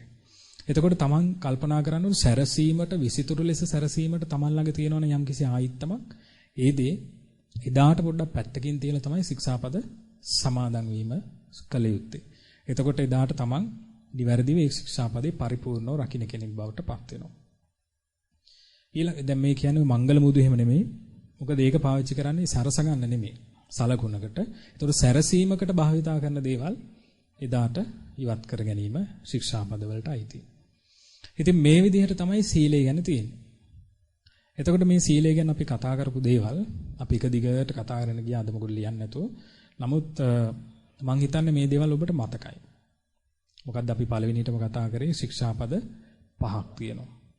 ඒ ශික්ෂාපද 5ක් රැක්කේ නැත්නම් එතන ඉතුරු වෙන්නේ පස්පව්. පස්පව් කියන්නේ මොකක්ද? ප්‍රාණඝාතය, සොරකම, වැරදි කාම සේවනය, බොරු කීම, මත්පැන් භාවිතය. පස්පව් සිදු කළොත් නැවත වතාවක් මිනිස් ලෝකෙට එනකොට ඇති වෙන විපාක මොනවද? ප්‍රාණඝාතය කළොත් අඩු ආයුෂ. හොරකම් කළොත් දුප්පත් වෙනවා. ඊළඟට වැරදි කාම සේවනය කළොත් ස්ත්‍රී පුරුෂ භාවය නැති වෙලා යනවා. ඊළඟට බොරු කිව්වොත් තමන්ගේ වචනේ විශ්වාස කරන්නේ නැතු වෙනවා. ඊළඟට මත්පැන් භාවිතා කළොත් සිහි මුලා වෙලා යනවා. මෙන්න මේ ආදීනව ටික තියෙන නිසා පංචශීලය හොඳට ආරක්ෂා කරනවා ශ්‍රද්ධාවන්ත ශ්‍රාවකයා. මොකද ඒ කෙනාට මෙලොවත් පරලොවත් බුද්ධ ශාසනයේ සුගතිය රැක ගන්න ඕනේ නිසායි පංචශීල ආරක්ෂා කරගන්නේ. දෙවනුවට ශ්‍රාවකයාට තියෙන සිල්පද වර්ගය තමයි අටසිල් අෂ්ටාංග උපෝත්ත සීලය. මේ ශික්ෂාපද අට මොනවද? ප්‍රාණඝාතයෙන් වැළකීම, සොරකමින් වැළකීම, කාමසේවණයෙන් වැළකීලා බ්‍රහ්මචාරීව සිටීම, ඊළඟට බොරු කීමෙන් වැළකීම, මත්පැන් මන්දරය භාවිතයෙන් වැළකීම, විකාල භෝජනයෙන් වැළකීම, නැටුම් ගැයීම් වාදන විකාර දර්ශන, මල් ගඳ විලවුන් දැරීමෙන් වැළකීම, ඊළඟට උසස් ආසන මහා ආසන වලින් වැළකීම. එතකොට දැන් විකාල භෝජනයෙන් වැළකීම කියන එක ඔබ දන්නවා. ඉර 12න් පස්සේ ඊට පස්සේ ආ ඊළඟ දවසේ ඉර උදා වෙනකන් ආහාර ගන්න නැහැ. ඉර උදා වෙන වෙලාව අපි කොහොමද හොයාගන්නේ? දැන් බුද්ධ කාලේ ඔරලෝසු තිබුණේ නැහැ. කොහොමද එතකොට හරියටම හොයාගත්තේ? බුද්ධ කාලේක සලකුණක් තිබ්බ ඒ තමයි කොස් ගහක කොස් නැට්ට හොඳට පේනවා නම් අන්න වෙලාව හරි ගියා කියලා තමයි කියන්නේ. කොස් ගහක කොස් කොලේ කොස් නැට්ට කොස් ගෙඩිය නෙමෙයි. කොස් කොලේ කොස් නැට්ට පේනවා නම් ඒ කියන්නේ කොස් කොලේ ඉත්තට රැඳිලා තියෙන නැට්ට පේනවා නම් අන්න එතනදී නිවැරදි වෙලාව උදා වුණා කියලා තමයි කියන්නේ. තවමත් කොස් නැට්ට පේන්නේ නැත්තම් කොස් කොලේ නැට්ට පේන්නේ නැත්තම් ආහාර ඊළම්පස කැඳ එකක්වත් වළඳන්නේ නැහැ. ඒ නිසා මේ සමහර දවස් තියෙනවා මේ ඉර උදා වෙන වෙලාවල් එහාට මෙහාට වෙන වෙලාවල්. මේ වෙලාවට ඔබට කරන්න තියෙන්නේ පොඩ්ඩක් කොස් ගහක් වගේ කොලයක් තියෙනවා නම් මුදුලේ පොඩ්ඩක් බලන්න කොස් නැට්ට පේනවාද? ඒ කියන්නේ ලයිට් ඔෆ් කරලා බලන්න ඕනේ. ලයිට් දාගෙන නෙමෙයි. ඉරේලියෙන් කොස් නැට්ට පේනවාද කියලා බලන්න ඕනේ. කොස් නැට්ට පේනවා නම් අන්න එහෙනම් දැන් විකාල හෝරාව පහුවෙලා එහෙනම් දානේ වළඳන්න, කැඳ එකක් වළඳන්න, පූජා කරන්න, බුද්ධ පූජා කරන්නත් හොඳයි. මෙන්න මේ විදිහට විකාල භෝජන ශික්ෂාපදේ ආරක්ෂා කරමින් අට සීලය රැක ගන්න ඕනේ. ওই විදිහට තමයි ශික්ෂාපද ගැන ශ්‍රාවකෙක් දැනගත යුතු කාරණා. ඒ වගේම තමයි පංචශීලයේ ආරක්ෂා කරනකොට අර පංචශීලයේ නොරකින්නකොට දුක් විපාක ඇති වෙනවා වගේම පංචශීලයේ ආරක්ෂා කරනකොට ආනිසංසක් තියෙනවා. ආනිසංස තියෙනවා. පංචශීලයේ ආරක්ෂා කරනකොට තියෙන ආනිසංස අද ඔබට මේ කොලේ දීලා තියෙනවා. පංචශීලයේ ආරක්ෂා කරනකොට තියෙන ආනිසංස. මේ ආනිසංස ඔබ පොතේ ලියා ගන්න. ලියාගෙන දැන් මෙතන හැම එකකම තියෙනවා කාරණා 10කට වඩා වැඩි. ඒ නිසා හැම ආනිසංසයකම හැම සිල්පදයකම ආනිසංස 5ක් ඔබ මතක තියාගන්න. අපි ඒක ඊළඟ වතාවේ සිහිපත් කරගන්න උත්සාහ කරනවා. හැම ශික්ෂාපදයක්ම රැකීමෙන් ඇතිවන ආනිසංස ගොඩක් තියෙනවා. අපි 5යි අහන්නේ. 5යි මතක තියාගන්න ඕනේ. ඒ නිසා ඔබ කැමති නම් 10ම 12ම මතක තියාගන්න. 5ක් නිතර සිහියේ තියෙන්න ඕනේ. ආනිසංස 5ක්. එතකොට අපි මේක කියව ගමු ටික වෙලාවක් ඉක්මනට. ප්‍රාණඝාතයෙන් වැළකීමේ ආනිසංස. අපි එක එක්කෙනා පටන් ගමු. අපි සුගන්ජයකර මහත්තයා කියවන්න බලන්න. පළවෙනි එක.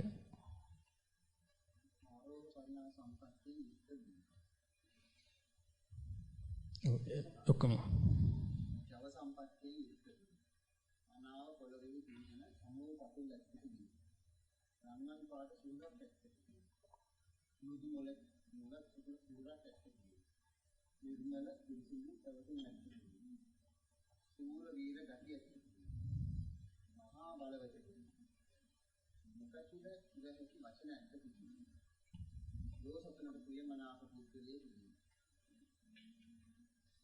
අන්නයන්ගේ දෝෂදාශයෙන් ලක් නොවන කටයුතු ඇත්තකි. අන්‍යයන්ට හේලාම් කියා බිඳගිය නොහැකි පරිවාර සම්පත්තියක් ලැබී. ඊය තති ගැනීම නැහැකි. පරෝපක්‍රම වලින් කළ හැකි පිළිපිටි. පරෝපක්‍රමයන්ගෙන් අකල් මරණයට පත් නොවන බව. බොහෝ පිළිවෙල ඇත්තකි. සුරූපී පුද්ගලයෙකුදී මනා සතහන් පරිවෘතම් ඇත්තකි. අල්ප ආබාධ ඇත්තකි. ශෝක නොකරන්නකි. ක්‍රියාන්ගෙන් වෙන් නොවන්නකි බව. දීර්ඝායස ලබනවා. මනාව පිළිපි සංගපසඳ ඇති බව.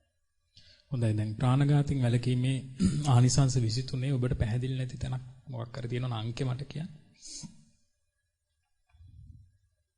තේරුණාද 23 මොකද්ද මේ කියන්නේ කියලා? 14.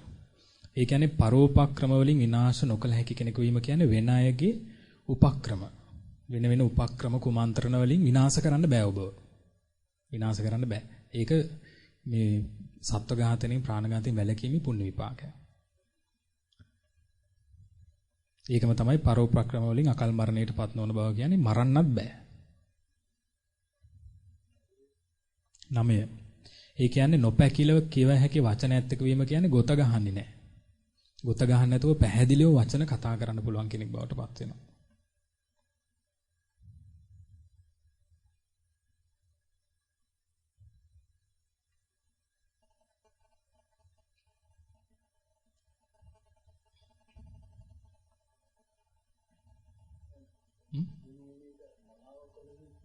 මනාව පොළවේ පීඨන සමපතුල් කියලා කියන්නේ එයාගේ කකුල අර බුදුරජාණන් වහන්සේගේ වගේ සමම පීඨනවා. දැන් අපේ කකුල පොළවේ තිබ්බට පස්සේ මේ කකුලේ ඇතුල් පැත්තේ වලක් වගේ තියෙනවා.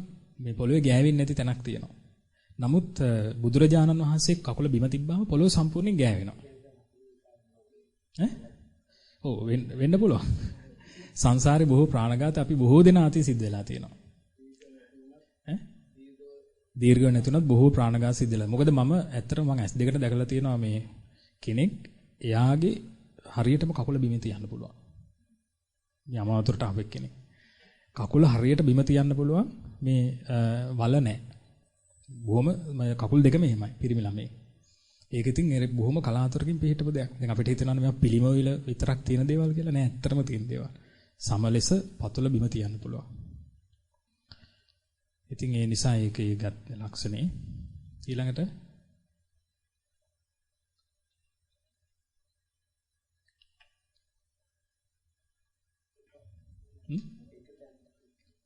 ආරෝහ පරිණා සම්පත්තිය යුක්ත වීම කියලා කියන්නේ උසට හරිලන මහත තියෙනවා. මහතට හරිලන උස තියෙනවා. ඒ කියන්නේ අර උස නැහැ මහත වැඩි වගේ වුණාම ඒක අවුට්. එහෙම නැතුව මේ මහත නැහැ උස වැඩි වුණාමත් අවුට්. එහෙම නැතුව ඒක ආරෝහ පරිණාහ කියලා කියන්නේ අන්නේ ස්වභාවික. ඊළඟට ජව සම්පatti කියන ශක්තිය. ඔව් කාය බලය. කාය බලය කාය ශක්තිය කියන තව කෙනෙක් ඕනේ නැහැ මේ වැඩේ කරන්න උදව්වට ගන්න. Tamanට තනියම වුණත් ඒ අමාරු වැඩේ Tamanගේ ශරීර මානසින් කරන්න පුළුවන්. ඒ කාය බලය තමයි ජව සම්පත්තිය කියන්නේ.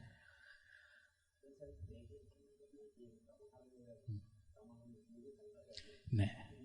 එහෙම වෙලා තියෙන්නේ සමහර ලාවට සංසාරේ අපි අර ප්‍රාණඝාතයෙන් වැළකීලා සිටීමේ පරිමාණය මත. ඒ කියන්නේ දැන් සමහර ලාවට මෙතන තියෙන ගොඩක් ඒවා තියෙන අයත් ඉන්න පුළුවන්. ඒ කියන්නේ ඔබ සංසාරේ ප්‍රාණඝාතයෙන් වැළකී සිටීමේ සංයුතිය පරිමාව මත තමයි මෙතන ප්‍රතිඵල ටික තියෙන්නේ. ඒතකොට සමහර දේවල් ගොඩක්ම නැති අයත් ඉන්න පුළුවන්. ඒ කියන්නේ සංසාරේ ආසන්න ජීවිතවල ප්‍රාණඝාත වෙලා තියෙනවා. ඒකෙන් අපිට තේරුම් ගන්න තියෙන්නේ එහෙනම් අපි පුළුවන් තරම් මේ ජීවිතේ සත්තුන්ගේ ජීවිත බේරගෙන ප්‍රාණඝාත වලින් වැළකීලා ජීවත් වෙන්න ඕන. එහෙනම් දෙවෙනි සොරකමින් වැළකීමෙන් ලැබෙන ආනිසංස පද්මපිරුම් මහත්තයා කියන්න.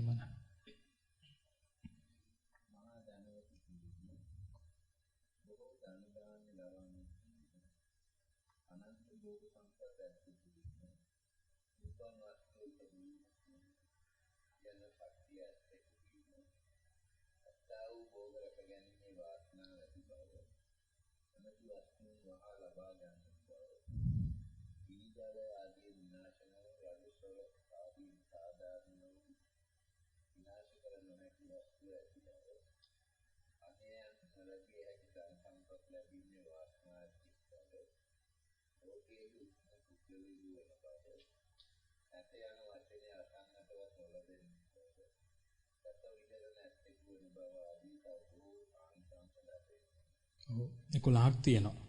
ඒතර මේ 11 සම්බන්ධයෙන් තේරෙන්නේ නැති දේවල් තියෙනවද?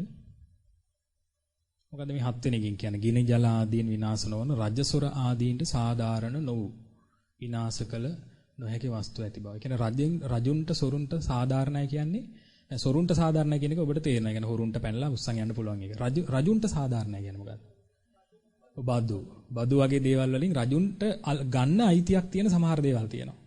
එතකොට අන්න ඒ වගේ රජුන්ට ඇවිල්ලා මේ සම්පූර්ණයෙන් අරගෙන පැහැර ගන්න බැරි විදිහට තමන්ගේ දේපල වස්තු ආරක්ෂා කරනවා. රජෙක්ටවත් ගන්න බැරි විදිහට. රජෙක්ටවත් ගන්න බෑ කිසි විදිහකින් මුකුත් කියන්න බැරි විදිහට දේපල වස්තු ආරක්ෂා වෙලා තියෙනවා සොරකමින් වැළකීලා හිටීමෙන්.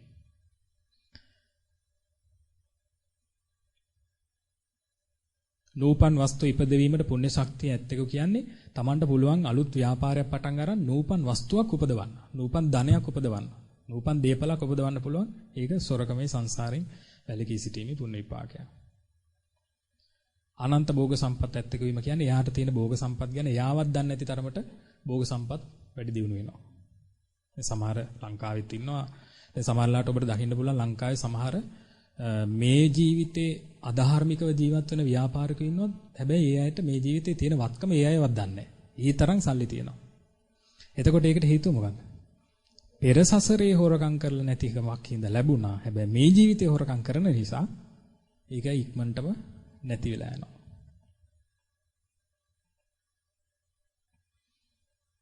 හොඳයි ඒක පැහැදිලි. තුන්වෙනි එක අපි මෑනිකේට කවුද? බාලසූරි මහත්තයා කියන්න පුළුවන් තුන්වෙනි.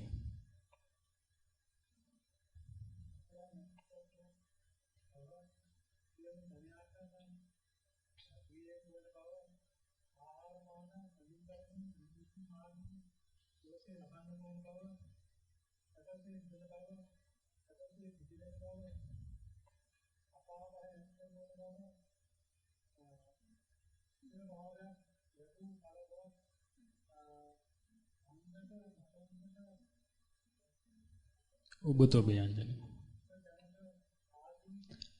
අභව්‍යත්වයකට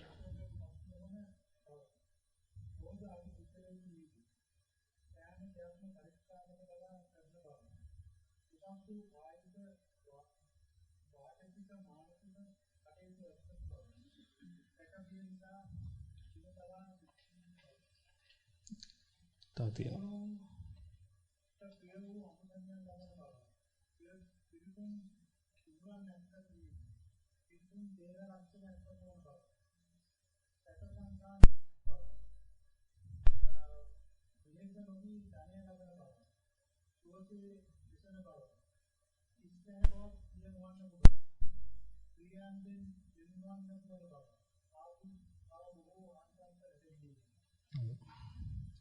එතකොට මේක තමයි කාම මිත්‍යාචාරින් වැළකීමෙන් ලැබෙන ආනිසංස.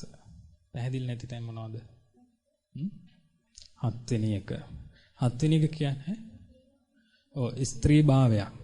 ස්ත්‍රී භාවයක් ලැබූ කලකවත් පණ්ඩක නපුංසක උබතෝ ව්‍යංජනක කියලා කියන්නේ ලිංග ભેදෙ සිද්ධ වෙන ආකාර තුනක්. ඒ කියන්නේ පණ්ඩක කියලා කියන්නේ කාලයකට සැරයක්. කාලයකට සැරයක් ඒක බුද්ධ දේශනාවේ තියෙන වචනයක්. කාලයකට සැරයක් ඒ අයට මේ ස්ත්‍රී වුණත් ස්ත්‍රීන් ඕන වෙනවා. කාලයකට සැරයක් හැම වෙලේම තියෙන එකක් නෙමෙයි. සමහරලාට කාලයකට සැරයක් පුරුෂයන් ඕන වෙනවා යාට. ඒක තමයි පණ්ඩක කියන්නේ. කියන්නේ ස්ථිර ලිංග භාවයක් නෙමෙයි. උබතෝ ව්‍යංජනක කියලා කියන්නේ ලිංග ලක්ෂණ දෙකම පිහිටනවා. ස්ත්‍රී ලක්ෂණත් පිහිටනවා පුරුෂ ලක්ෂණත් පිහිටනවා. ඒක තමයි උබතෝ ව්‍යංජන. නපුංසක ඔබ දන්නවා. පණ්ඩක තමයි මං කිව්වේ. අර කාලයකට සැරයක් එක ලක්ෂණයක් පිහිටනවා. ඒ කියන්නේ සමහරලාට ස්ත්‍රීන් ඕන වෙනවා ස්ත්‍රියකට. එහෙම නැත්නම් පුරුෂයෙකුට පුරුෂයින් ඕන වෙනවා. අනේ විකෘති ස්වභාවය තමයි පණ්ඩක කියන්නේ. ඊළඟට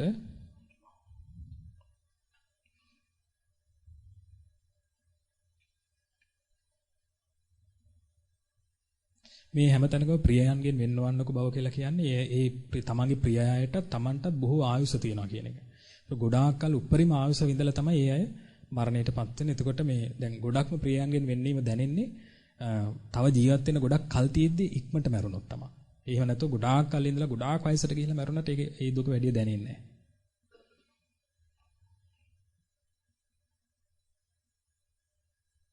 මේ තමයි වැරදි කාම සේවනයෙන් වැළකීමේ ආනිසංස. අපැහැදිලි තැන් නැහැ. තියනවද?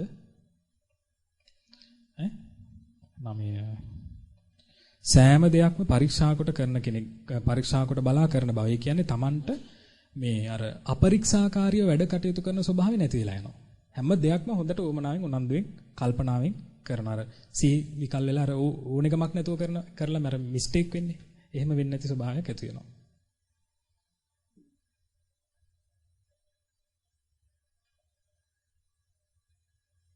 ඒතර බලන්න කොච්චර මේ වටිනාකමක් තියෙනවද මේ ශික්ෂාපද රැකගෙන සංසාරේ මේ විදිහට කාලයක් හිටුවොත් මේ ගුණධර්ම ඔක්කොම පිළිහිටන එක මිනිස්සෙක්ගේ. ඒතකොට හිතන්න කොච්චර වටින මිනිස්සෙක්ද කියලා.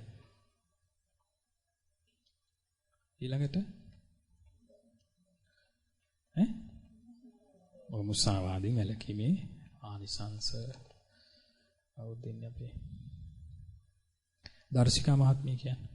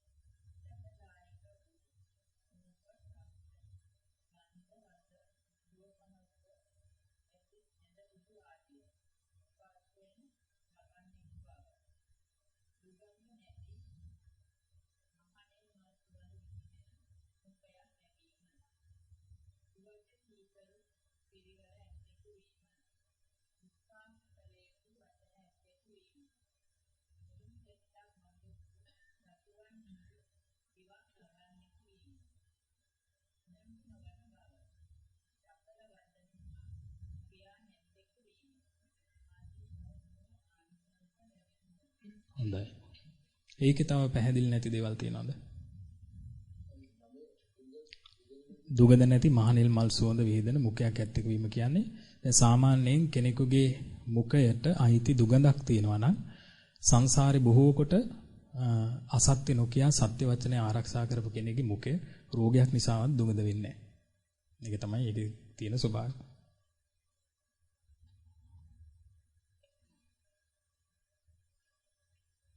එතකොට දැන් මේ ජීවිතේ දැන් අපේ මුඛේ එහෙම නැත්තම් ඒ කියන්නේ දැන් අපි බලන්න මේ ජීවිතෙත් කොච්චර බොරු කියවිලා තියෙනවද නේද? එතකොට එන සංසාරේ අපිට එහෙම එකතු වෙච්ච කර්ම විපාකයක් නැහැ. ඒකයි වෙලා තියෙන්නේ. තව බලන්න මොනවද තේරෙන්නේ නැත්තේ? අංක කියන්නේ 6. අශෝභන වූ උස ශරීර නොලැබෙන්නක බව කියන්නේ දැන් සමහර අයගේ ශරීර ඔබ දැකලා ඇති මේ ධනිස් වලින් එහෙම ඉස්සිලා අත් වලින් ඉස්සිලා හීන්දෑරි උසයි. අඩි 7-8 තියෙන ලංකාවේ නම් ගොඩක් අඩුයි. එහෙමයි ඉන්නවා හරි අශෝභනයි. ඒ කියන්නේ ඒ උස ලස්සන නැහැ. ලස්සන උසක් නෙමෙයි. අන්න ඒක තමයි අශෝභන උස ශරීර ඇති කෙනෙක් වෙන්නේ නැහැ කියන්නේ. එතන සම්පූර්ණයෙන් උස මිටි කෙට්ටු මහත හැමදේම කියනවා එතන. ඒ කියන්නේ ශරීරේ ලස්සනට පිහිටනවා බොරු කියන්නේ නැති කෙනෙක්ගේ.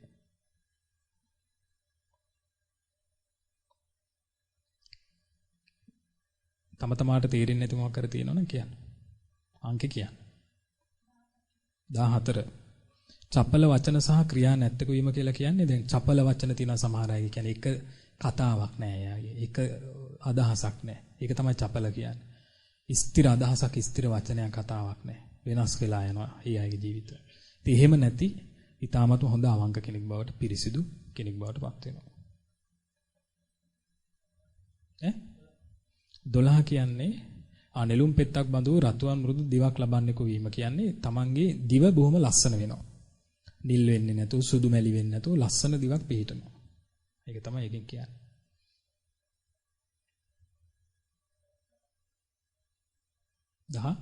13 උඩඟු නොවන බව. දැන් උඩඟු කියලා කියන්නේ අර ආඩම්බර වෙනවා. ඒ කියන්නේ තමන්ගේ රූපේ නිසා හරි ධනය නිසා හරි මොකක් හරි දෙයක් නිසා ආඩම්බර වෙන ස්වභාවයක් සමහර අයට පිහිටන පුංචි කාලේ ඉඳලම. ඒ කියන්නේ සමහරලාට පොඩි කාලෙම උඩඟු වෙන අය ඉන්නවා. නමුත් දැන් මුසාවාදයෙන් වැළකුණු කෙනෙක් පුංචි කාලේ ඉඳලම හරි නිහතමානී. හරිම අහිංසකයි නිහතමානී පොඩි කාලේ ඉඳලම මේ කර්මානුරූප උඩඟු නොවන බව ජීවිතයට ආපු අය. සමහර ඒ වගේ පොඩි ළමයි දකින්න පුළුවන් මේ සේවක සේවිකාවන්ට පවා බොහොම ආදරෙන් සලකන පුංචි අය. ඒ තරම් මේ නිහතමානීව පිහිටන ශරීර මේ ජීවිත තියෙනවා.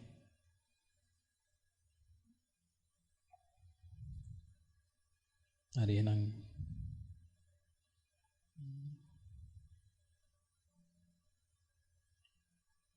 පස්වෙනි එක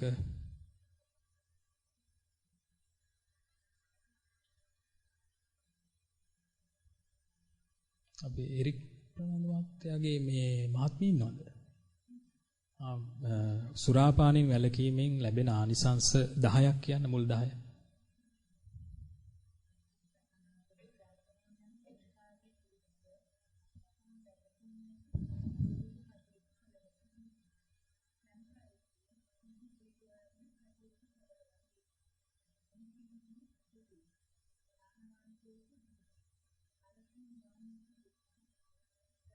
ජඩ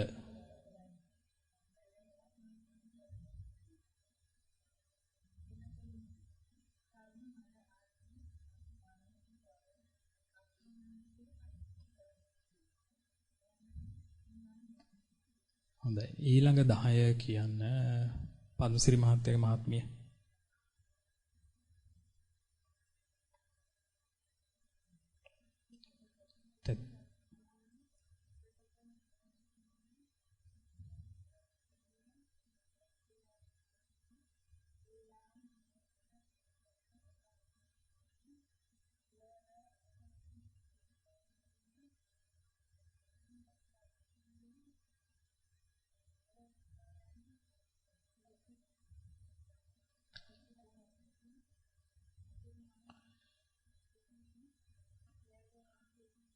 හොඳයි එහෙනම් 21 ඉඳලා කියන්න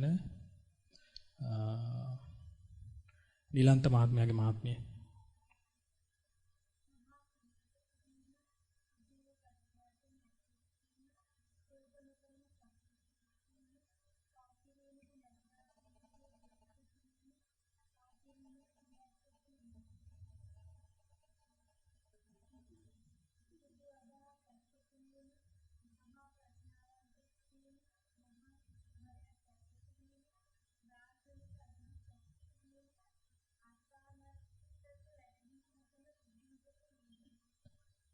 මේ ආදී තව බොහෝ ආනිසංස තියෙනවා. එතකොට දැන් සුරාපානයෙන් වැළකීමේ ආනිසංස 30ක් කතා වුණා.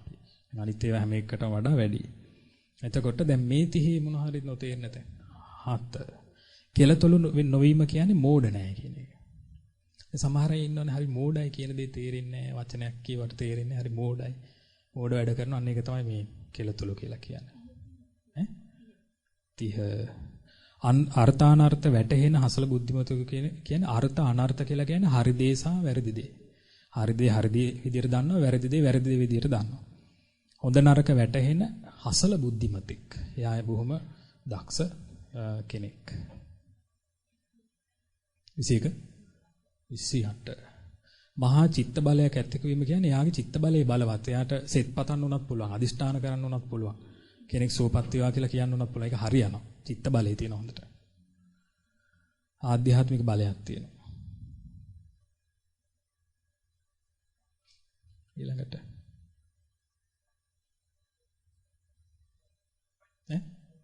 11.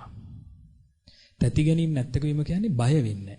ඒ කියන්නේ පිරිසක් මැද වුණත් සමහර ලාවට රැයකට වුණත් කරුවලකට වුණත් හදිසි ප්‍රශ්නයක් වෙනවා. හදිසි ලෙඩක් වෙනවා කාට හරි. හදිසි heart attack හරි මොකක් හරි වෙනවා. මැරෙනවා කවුරු හරි ළඟ කෙනෙක්. එයා තැති ගන්නෑ. එයා දන්නවා මේ කලබල අවස්ථාවේ මොකද කරන්න ඕනේ කියලා. එයා කලබල වෙන්නේ නැහැ. ෂොක් වෙන්නේ නැහැ. අන්න ඒක තමයි තැති ගන්නේ නැති කෙනෙක් වෙනවා කියන්නේ. 29. දාර්ශනික අදහස් ඇත්තක වීම කියන්නේ එයාට හොඳට මේ ලෝකය ගැන ඊළඟට සමාජය ගැන ඊළඟට ධර්මය ගැන හොඳට නුවණින් කල්පනා කරලා නිර්මාණශීලීව යමක් හිතන්න පුළුවන්. අලුත් දෙයක් ධර්මයට ගැලපෙන්න, ඒ විෂයට ගැලපෙන්න අලුත් දෙයක් හිතන්න පුළුවන්කම.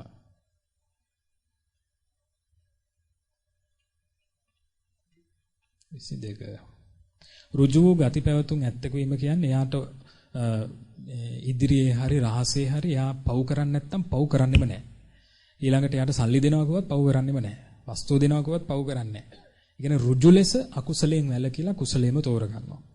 එයා මෙලෝ පරලෝ දුක පිණිස පවතින කිසි දෙයක් කරන්න පෙළඹෙන්නේ නැහැ. වාසියක් නිසාවත් කරන්නේ නැහැ. ඒ තරම් ඍජුයි. ඒක තමයි එතන ඍජු බව කියලා කියන්නේ. දැඩි බව නෙමෙයි ඍජු බව, කුසලයේ තෝරගෙන අකුසලයේ බැහැර කරන ඍජු බව තමයි එතන කතා කරන්නේ. පළවෙනි එක. අතීත අනාගත වර්තමාන යන තුන් කාලය පිළිබඳ මනා වහා වැටහීම ඇති නුවණින් සියලු කටයුතු කළ හැකි. මේ කියන්නේ එයාට මේ හොඳට තේරෙනවා දැන් අනාගතේ දැන් මේ යන විදිහට අනුව තව මොනවද සමාජෙ වෙන්නේ. ඊට පස්සේ එයා දන්නවා ඉස්සර මොනවද උනේ, දැන් මොනවද තියෙන්නේ. ඒ නිසා සමාජය ගැන හොඳ වැටහීමක් සහිතව එයා හොඳට කටයුතු කරනවා. එතකොට ව්‍යාපාරයක්වත් කඩා වැටෙන්නේ නැහැ. එතකොට දැන් තියෙන තත්ත්වය ගැන ඉස්සර තත්ත්වය ගැන වෙන්න තියෙන දේ ගැන අවබෝධයක් නැතුව යමක් කරලා අමාරු වැටෙනවා වගේ නෙමෙයි. හොඳට අවබෝධයක් සහිතව අතීත අනාගත වර්තමාන ගැන අවදීන් හොඳ සිහිනුවණින් එයාගේ ගන්න තීරණත් හරි. ඒ තීරණ හරියන්නේ කර්ම විපාකයක් වශයෙන්. 19. මසුරු මල නැත්තක වීම. ඒ කියන්නේ ලෝභ නැහැ. ලෝභ නැහැ. ඊළඟට තුන්වෙනි එක. උමතු නොවි ඉපදීම. ඒ කියන්නේ ඉපදෙනකොටම යා සිහිනුවණින් ඉන්නේ. ඒ කියන්නේ මන්ද බුද්ධික නැහැ. උමතු නැහැ ඉපදෙනකොටම.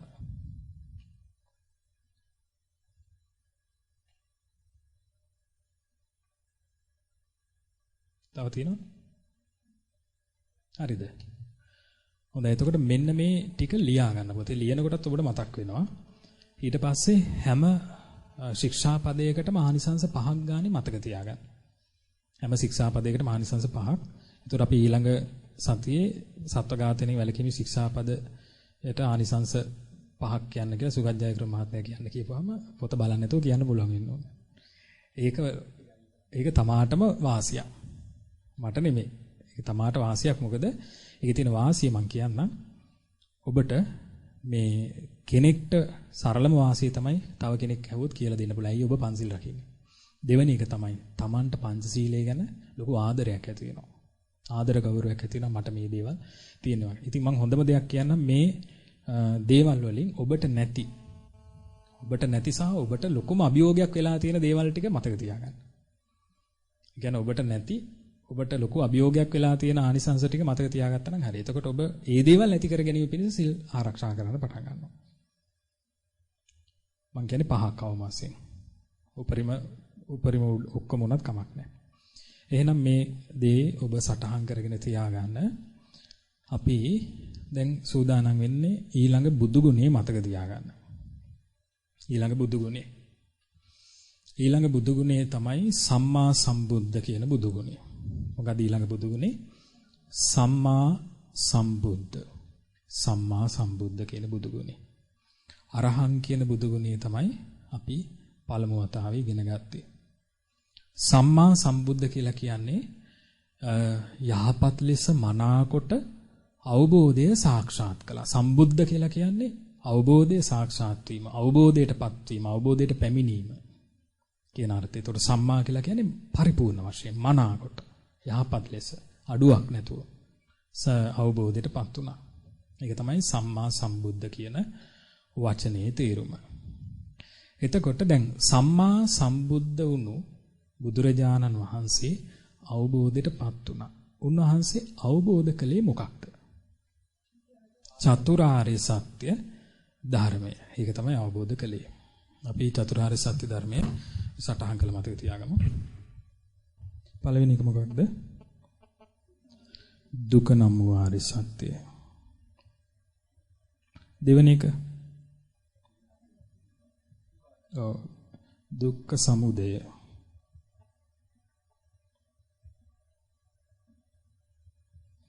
තුන්වෙනි එක දුක්ඛ නිරෝධ. හතරවෙනි එක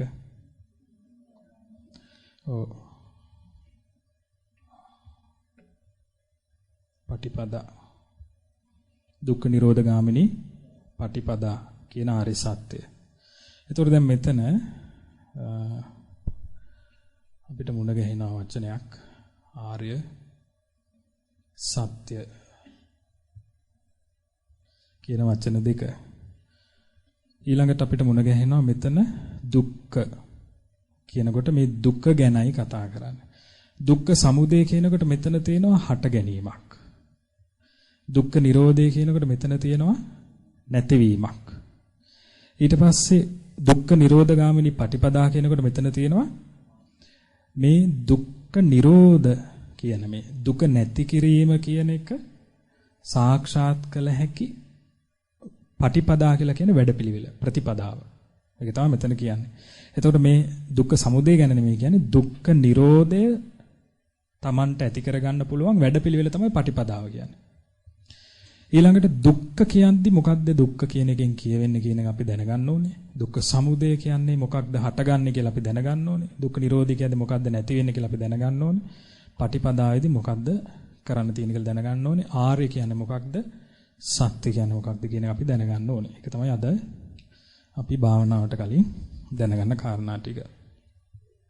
එතකොට බොහොම කෙටියෙන් අපිට මේ දේවල් මතක තියාගන්න පුළුවන්. කොහොමද තියෙන්නේ? දුක්ඛ කියන්නේ මොකක්ද? සල්ලි නැතිකම, ව්‍යාපාර හරියන්නේ නැතිකම, ළමයිට ලෙඩ දුක්, ඊළඟට ගෙවල් දොරවල් ප්‍රශ්න ඒවද? නෑ, ඒව නැති අය ඉන්නවනේ. එතකොට සල්ලි තියෙන කෙනෙක්ට ඒ දුක නෑ. එහෙම නෙමෙයි. සියලු දෙනාට පොදු දුකක්. හැමෝටම පොදු දුකක් තමයි මෙතන කතා කරන්නේ. අපි ඒක කතා කළා ගිය සතියේ. ඒ තමයි ජාති ජරා ව්‍යාධි මරණ. එහෙම නැත්නම් ශෝක පරිදේව දුක්ඛ දෝමනස්ස. ඊට පස්සේ ප්‍රියයන්ගෙන් වෙන්වීම අප්‍රියයන්ගෙන් එක්ක එකතු වෙලා ජීවත් වෙන්න සිද්ධ වීම. සල්ලි තිබ්බත් නැතත් වයසට යනවනේ හැමෝම. දැන් ඔබට බලන්න පුළුවන්. දැන් අද බලන්න එංගලන්තේ මහරජිනි. මොකද වෙලා තියෙන්නේ? වයසට ගිහිලා නාකි වෙලා ජරාවටපත් වෙලා හොඳටම ජරාවටපත් වෙලා. දැන් එයාට ඊළඟට වෙන්න තියෙන්නේ මරණය. එහෙම නැත්නම් එයාගේ ස්වාමියා මැරුණොත් ප්‍රියයන්ගෙන් වෙන්වීම දකින්න සිද්ධ වෙනවා. එතකොට එතන ජාති ජරා ව්‍යාධි මරණ රජපෞලටත් තියෙනවා. එහෙනම් සාමාන්‍ය කෙනෙකුට තියෙනවා කියන එක අහන්න දෙයක් නෙමෙයි. එහෙනම් බුදුරජාණන් වහන්සේ දුක්ඛ වශයෙන් වදාළේ ඒ වචන ටික මතක තියාගන්න. ඉපදීම, ලෙඩවීම, වයසට යාම, මරණය. ඉපදීම, ලෙඩවීම, වයසට යාම, මරණය. ඉපදීම, ලෙඩවීම, වයසට යාම, මරණය. ඊළඟට ප්‍රියයන්ගෙන් වෙන්වීම දුකක්. ප්‍රියයන්ගෙන් වෙන්වීම දුකක්. තමන්ගේ අම්මා තාත්තා, ස්වාමියා, භාර්යාව, දරුවෝ වෙන්වීම දුකක්. ඊළඟට අප්‍රියයත් එක්ක එක්වීම දුකක්. අප්‍රියයත් එක්ක එකතු වෙලා ජීවිත කාලය ගත කරන්න සිදුවීම දුකක්. ඊළඟට කැමැති දේ නොලැබී යාම දුකක්. කැමැති දේ නොලැබී යාම දුකක්. කැමැති දේ නොලැබී යාම දුකක්. ඔය අතරේ තියෙනවා ශෝක, වැළපීම්, දුක්, දුම්නස් කියන්නේ මානසික දුක්. සුසුම් හෙලීම්. දුම්නස් කියන්නේ මානසික දුක්. ශෝක වැළපුම් දුක් දුම්නස් සුසුම් හෙලීම්. ශෝක වැළපුම් දුක් දුම්නස් සුසුම් හෙලීම්. සුසුම් හෙලීම් කියන්නේ මොකක්ද? දැන් සමහර මොකක් හරි ප්‍රශ්නයක් වුණා ඔබ ගෙදර ඉන්න ගමන් කරලා හුස්මක් හෙලලා දුකෙන් ඉන්නවා. අන්න ඒක තමයි සුසුම් හෙලීම කියන්නේ. එතකොට මෙන්න මේ ස්වභාවයට තමයි දුක්ඛ කියලා කියන්නේ. දුක්ඛ කියලා කියන්නේ. දුක්ඛ කියන ස්වභාවය දැන් ඔය කියපු ලිස්ට් එකේ තියෙන ඒවා නැති එක මිනිස්සෙක් මට කියන්න පුළුවන්. කාට වුණත් මේ ලෝකේ ওই දේවල් වලට මුහුණ දෙන්න සිද්ධ වෙනවා. ධනෙ තිබ්බත්, වස්තුව තිබ්බත්, දේපල තිබ්බත්, තනතුර තිබ්බත්, රජගම තිබ්බත්, ලස්සන තිබ්බත් මේ හැම දෙයකටම මුහුණ දෙන්න සිද්ධ වෙන නිසා ඒක තුන් කාලය තුලදීම ඒ විදිහමයි. බුද්ධ කාලෙත් ඒ විදිහමයි, අදටත් ඒ විදිහමයි. තව අවුරුදු 100ක් ගියාට පස්සෙත් ওই විදිහම තමයි. අන්න ඒක නිසා ඒකට කියනවා සත්‍යයක් කියලා. මොකක්ද ඒකට කියන්නේ? සත්‍යයක්. ඒ මොකද තුන් කාලය තුලදීම බොරුවක් වෙන්නේ නැති හින්දා ඕකට කියනවා සත්‍යයක්. ඒ නිසා දුක්ඛ සත්‍ය කියලා කියනවා උට. දුක්ඛ සත්‍ය. ඒ දුක්ඛ සත්‍ය බුදුරජාණන් වහන්සේ රහතන් වහන්සේලා වගේ උතුමන් විසින් අවබෝධ කරන දෙයක් නිසා ඒකට කියනවා ආර්ය සත්‍ය කියලා. ආර්ය කියලා කියන්නේ බුදුවරු රහතුන් වගේ අය අවබෝධ කරගන්න නිසා. ඒකට ආර්ය කියලා කියනවා. සාමාන්‍ය අය අවබෝධ කරගන්න දෙයක් නෙමෙයි. පෘථග්ජනය අවබෝධ කරගන්න දෙයක් නෙමෙයි. උතුමන්ම අවබෝධ කරගන්න දෙයක්. ඒ නිසා ඒකට ආර්ය කියලා කියනවා. සත්‍ය කියන්නේ තුන් කාලෙම ඇත්තක්. කොයි කාලේ වුණත් ඕක ඇත්තක්. දුක්ඛ කියන ස්වභාවය ආර්ය සත්‍යයක්. දුක්ඛ කියන ස්වභාවය. ඊළඟට දුක්ඛ සමුදය. දුක්ඛ සමුදය කියන එකේ සරල අර්ථය මොකක්ද? දුක හට ගැනීම. හට ගැනීම, දුක හට ගැනීම. ඇයි දුකක් හටගන්නේ? දුකක් හටගන්නේ. දැන් උදාහරණයක් විදිහට දැන් ජරාවටපත් වීම කියන්නේ වයසට යාමනේ. ඒ කියන්නේ දත් වැටීම, කෙස් පැහීම, ඇඟ වයසට යාම. ඇඟ වයසට යාම ඔබට දුකක් වෙන්නේ ඇයි? ඇයි ඇඟ වයසට යාම දුකක් වෙන්නේ? මොකද්ද? ඔව්. තරුණකමට ආසාවෙන් ඉන්න එක. ඒ කියන්නේ වයසට නොයන ස්වභාවයට තණ්හාවක් තියෙනවා නම් ඒකයි වයසට යාම දුකක් බවට පත් වෙන්නේ. ලෙඩ රෝග දුකක් වෙන්නේ ඇයි? නිරෝගීකමට තණ්හාවෙන් සිටීම හින්දා. නිරෝගීකමට තණ්හාවෙන් ඉන්නේ නිසා ලෙඩ දුකක් බවට පත් වෙනවා. මරණය දුකක් බවට පත් වෙන්නේ ඇයි? ජීවත් වීමෙන් ලැබෙන දේවල් වලට ආසාවෙන් ඉන්න නිසා. ඒ නිසා මැරෙන්න කැමති නැහැ. ප්‍රියයන්ගෙන් වෙන්නීම දුකක් බවට පත් වෙන්නේ ඇයි? ප්‍රියයන් එක්ක එකතු වෙලා ඇලිලා ඉඳීමේට තණ්හාවක් තියෙන නිසා, ආසාවක් තියෙන නිසා ප්‍රියයන්ගෙන් වෙන්නීම දුකක් බවට පත් වෙනවා. ඊළඟට අප්‍රසන්න අයගෙන් වෙන්නීම දුකක් බවට පත් වෙන්නේ ඇයි? නෑ, අප්‍රසන්න අයත් එක්ක එකතු වීම දුකක් බවට පත් වෙන්නේ ඇයි? අප්‍රසන්න අයත් එක්ක එකතු වීම දුකක් බවට පත් වෙන්නේ කුමක් නිසාද? ඒ කියන්නේ අප්‍රසන්න අයගෙන්, ඒ කියන්නේ තමන්ගේ ප්‍රසන්න භාවය නැතිවීම කෙරෙහි ඒ කියන්නේ ප්‍රසන්න භාවයෙන් යුක්ත ප්‍රියයන් එක්ක එකතු වෙලා ජීවත් වෙන්න සිදුවීම කෙරෙහි තණ්හාවෙන් ඉන්නවා. හැම මොහොතෙම කැමති තමන්ට සෙත්පතන, තමන්ට ආශිර්වාද කරන, තමන්ට ප්‍රශංසා කරන අයත් එක්ක ඉන්න. ඒ නිසාම මේ නිඳා කරන කෙනෙක් එකතු වෙනවට කැමති නැහැ. ඊළඟට තමන්ට උදව් කරන අයත් එක්ක ඉන්න කැමති. ඒ නිසාම හතුරුකම් කරන අයත් එක්ක ඉන්නවට කැමති නැහැ. තමන්ට සපෝට් එකක් එනවට කැමති. ඒ නිසා තමන්ට බාධා කරනවට කැමති නැහැ. එහෙනම් තමන්ට උපකාර ලැබෙන ස්වභාවයට තණ්හාවෙන් සිටීම, ප්‍රියයන්ට තණ්හාවෙන් සිටීම තවත් එක පැතිකඩක් තමයි අප්‍රසන්න අයත් එක්ක ජීවත් වෙන සිදුවීම දුකක් බවට පත් වෙනවා. ඊළඟ එක කැමති දේ නොලැබී යාම. මොකද්ද කැමති දේ නොලැබී යාම දුකක් බවට පත් වෙන හැටි? මොනවද කැමති දේවල්? කැමති දේවල් තියෙනවා. පොදු කැමති දේවල් වයසට නොයා ඉන්න කැමති. ලෙඩ නොවි ඉන්න කැමති. නොමැරී ඉන්න කැමති. ප්‍රියයන් හැමදාම Taman එක මැරෙන්නේ නැතුව ඉන්නවට කැමති. අප්‍රසන්න අය එකතු නොවීම ඉන්නවට කැමති. හැබැයි එහෙම කැමති වුණා කියලා හරියන්නේ නැහැ. කැමති නැති දෙයක්ම තමයි වෙන්නේ. ඒ නිසා යම් කැමති දෙයකට තණ්හාවෙන් ඉන්න නිසා තමයි කැමති දේ නැති වෙලා යනකොට දුකක් හටගන්නේ. එහෙනම් අපිට මේකෙන් තේරෙනවා මේ දුක්ඛ කියන ධර්මතාවය තුළ පවතින දේවල් වලට අපේ යම්කිසි තණ්හාවක් තියෙනවා නම් ඒව නොවෙනස්ව තියන්න දුකක් බවට පත් නොවෙන්න තණ්හාවක් තියෙනවා නම් තණ්හාව නිසා තමයි ඒක දුක බවට පත් වෙන්නේ. දැන් ඔබ හිතන්න ඔබ හිතවපු නැති කැලෑ ගහක් තියෙනවා. මේ කැලෑ ගහ මැරිලා යනවා. බිමට කඩා වැටෙනවා. ඔබට කවදාවත් දුකක් හටගන්නේ නැහැ. ඔබ හිතවපු මල් ගහක් තියෙනවා. මල් ගහේ කොළ හැලිලා සත්තු කාලා මැරිලා යනවා. ඔබට දුකක් හටගන්නවා. ඒ මොකද කැලෑ ගහේ පැවැත්ම ගැන ඔබට තණ්හාවක් නැහැ. හැබැයි ඔබ හිතවපු ගහේ පැවැත්ම ගැන ඔබට තණ්හාවක් තිබ්බා. ඒ නිසා දුක හටගත්තා. ඒක බුදුරජාණන් වහන්සේ තව තැනක විස්තර කරනවා ගාමිණී කියලා කෙනෙක්ට. බුදුරජාණන් වහන්සේ කියනවා මේ ගාමිණී කියලා කෙනෙක් මුණ ගැහෙන්න ආපු වෙලාවක අහනවා පින්වත් භද්‍රක ගාමිණී ඔබේ ගමේ ඉන්නවද කියලා අහනවා. කවුරු හරි මැරුණම දුකක් ඇති වෙන්නේ නැති මිනිස්සු ඉන්නවා කියනවා. කවුරු හරි මැරුණාම දුකක් ඇති වෙන මිනිස්සුත් ඉන්නවද කියලා අහනවා. ඉන්නවා කියනවා. ඇයි ඒකට හේතුව කියලා අහනවා. සමහර මිනිස්සු ඉන්නවා මට උදව් කරලා තියෙනවා මාත් එක්ක කතා කරලා තියෙනවා. ඒ වගේ මිනිස්සුන් මැරුණාම මට හරි දුකයි කියනවා. සමහර මිනිස්සු ඉන්නවා මට උදව් කරලත් නැහැ කතා කරලත් නැහැ මම දන්නෙත් නැහැ. එයා මැරුණා කියලා මට ගානකුත් නැහැ දුකකුත් නැහැ කියනවා. දැන් ඔබටත් එහෙම නේද? දැන් ඔබ සමහරලාට ඔන්න කවුරු හරි කෙනෙක් මැරුණා කියලා අහන්න ලැබෙනවා. මැරුණා කියලා. අපි තෝන පන්පුර මහත්තයා අහන්න ලැබෙනවා කඩුවෙල කවුරු හරි මැරුණා කියලා. ඊට පස්සේ අපි සුගත් ජයක්‍රම මහත්තයාට අහන්න ලැබෙනවා වත්තල කවුරු හරි මැරුණා කියලා.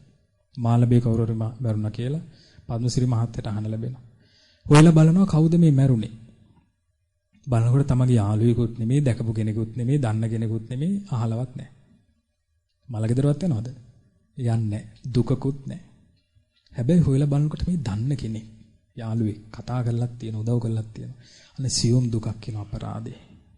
මෙයා මැරුණනේ කියලා දුකක් කියනවා. ඒ කියන්නේ දුක ආවේ මොකක් නිසාද? අර ඇසුරු කරලා ඇති කරගත්ත තණ්හාව නිසා. එහෙනම් අපිට එකෙන් තේරෙනවා දුකක් හටගන්නේ නම් එතන ඒ දුක හටගන්න දේ කෙරෙහි තණ්හාවක් තිබිය යුතුයි. එහෙනම් අපිට මේ ලෙඩවීම වයසට යාම මරණය දුකක් වෙන්නේ ලෙඩ නොවී සිටීමට අපි තණ්හාවෙන් ඉන්න නිසා. වයසට නොයා තරුණව ඉන්න අපි තණ්හාවෙන් ඉන්න නිසා. නොමැරි ජීවත් වෙන තණ්හාවෙන් ඉන්න නිසා. ප්‍රියයන් කෙරෙහි තණ්හාවෙන් ඉන්න නිසා තමයි අපිට දුකක් හටගන්නේ. එහෙනම් දුක්ඛ සමුදය කියන්නේ වෙන මොකුත් නෙමෙයි තණ්හාවයි. තණ්හාවේ හට ගැනීම තමයි දුක්ඛ සමුදය. දුක හට ගැනීම යනු තණ්හාව හට ගැනීමයි. දුක හට ගැනීම යනු තණ්හාව හට ගැනීමයි. තණ්හාවේ හට ගැනීම දුක හට ගැනීම.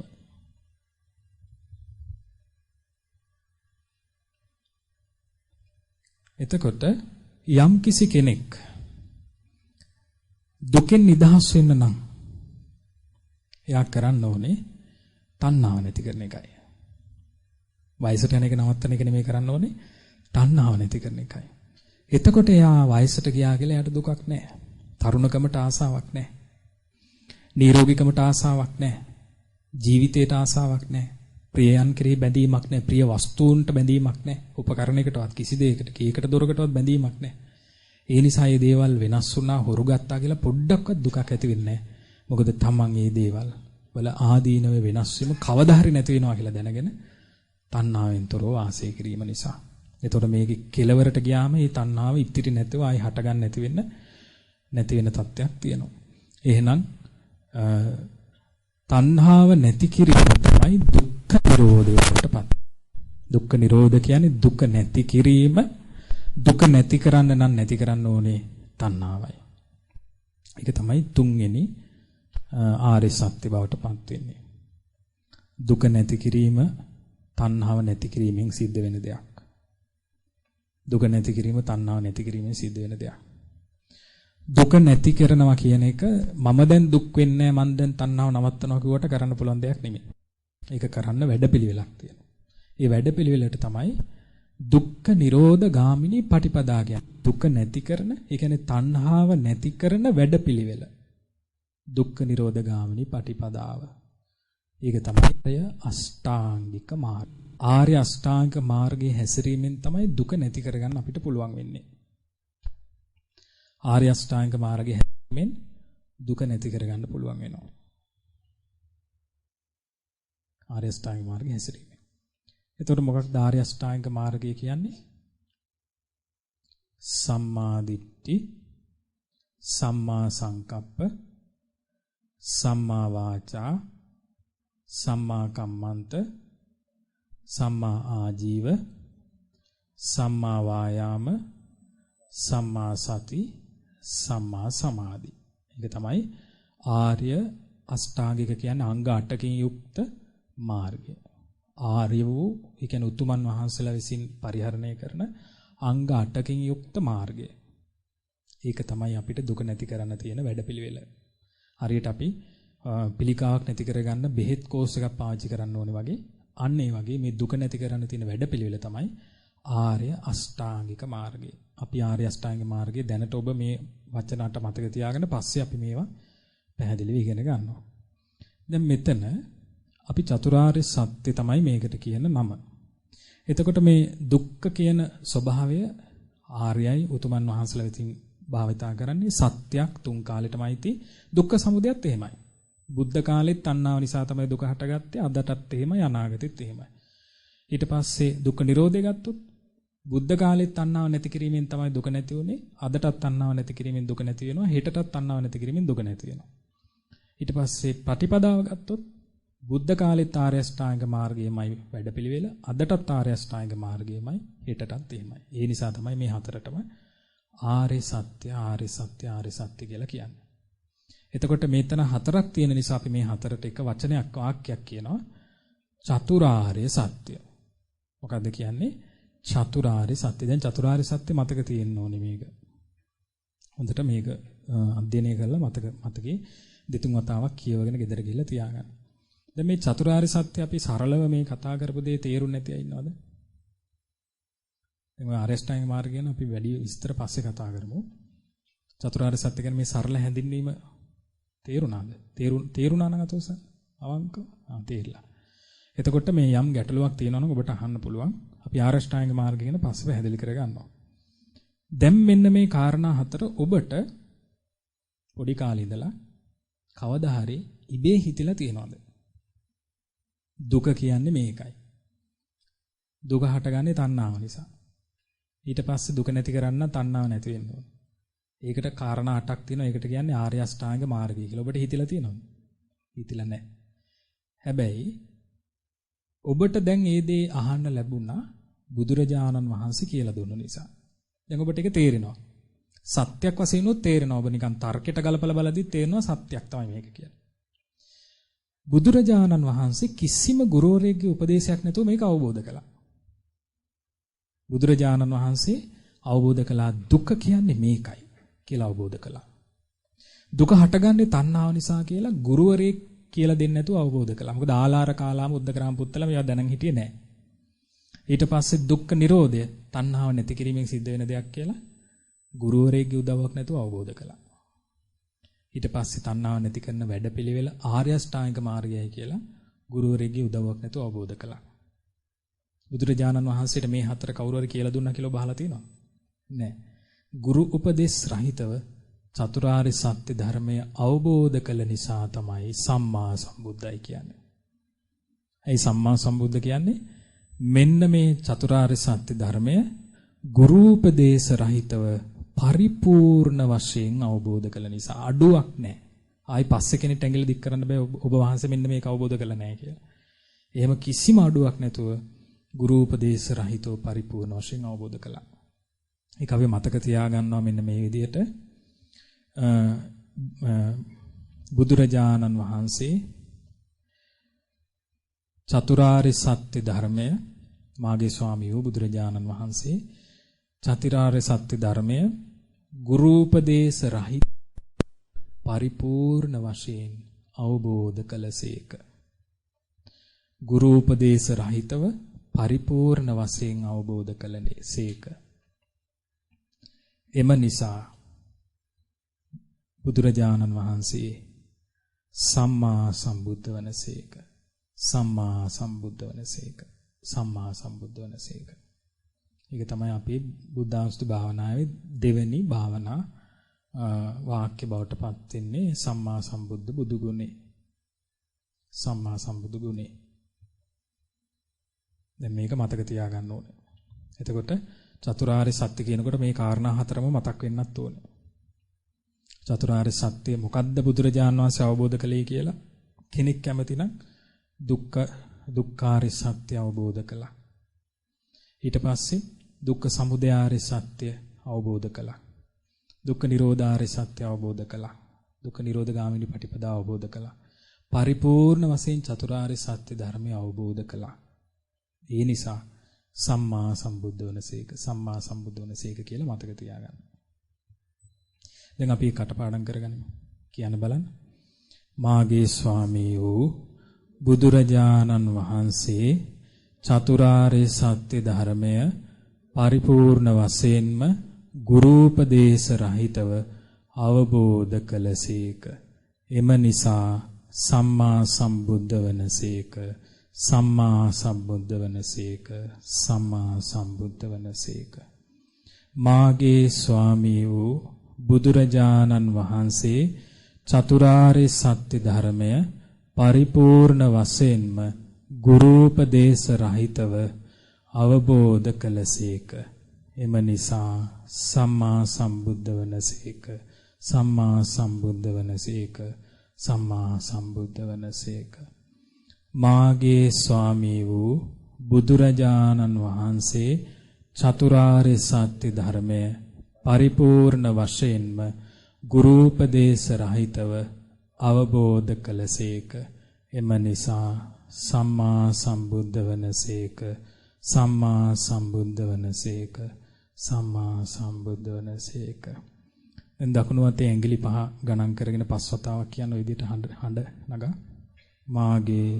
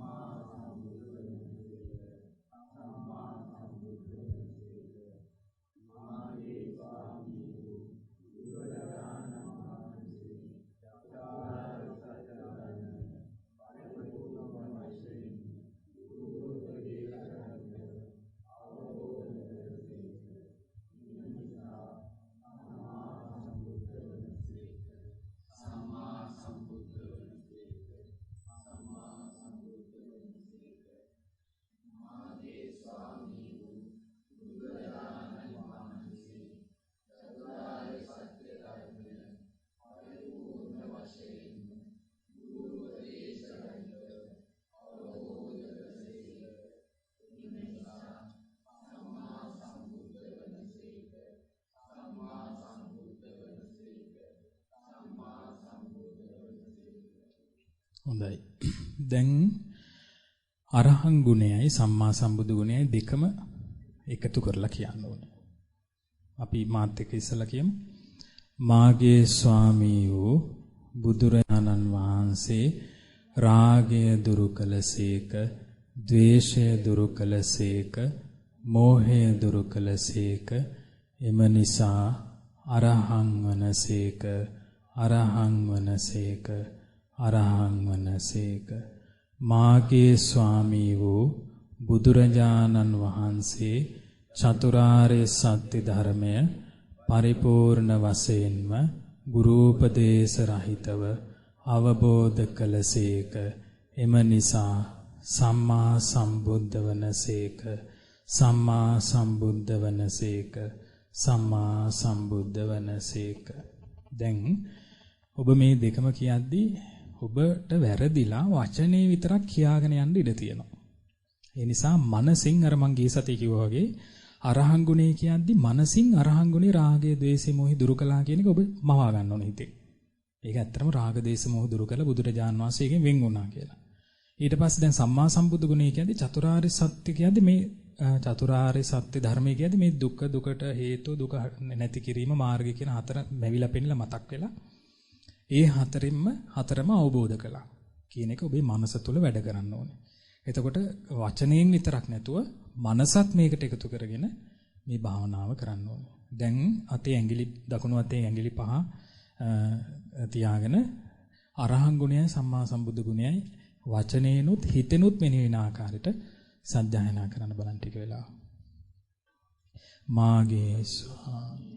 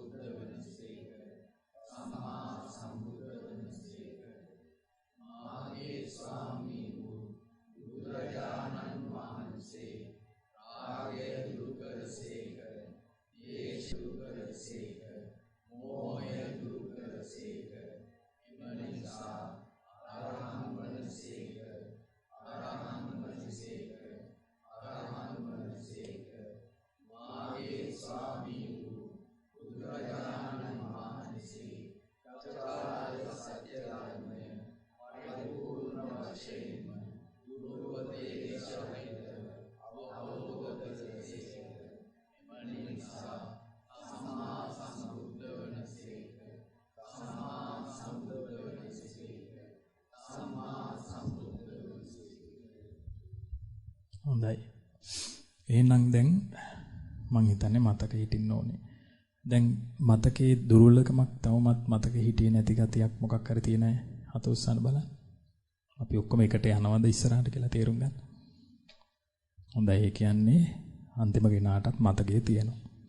එතකොට දැන් අද සෑම අලුවේදී ඔබට තියෙනවා අරහං ගුණයත් සම්මා සම්බුදු ගුණයත් දෙක එකතු කරලා ඔබට ඉතුරු වෙලා තියෙන්නේ විනාඩි 15 නම් පැය භාගෙ නම් ඔබට තියෙන වෙලාව ඔබ දුරගතනේ හරි ඉලාම් එක තියාගෙන ඔබට පුළුවන් වෙලාවක් සෑම අලුවේ අද භාවනා කරලා තමයි යන්නේ. එතකොට ඔබට මේක හොඳට හිතට කාවදිනවා.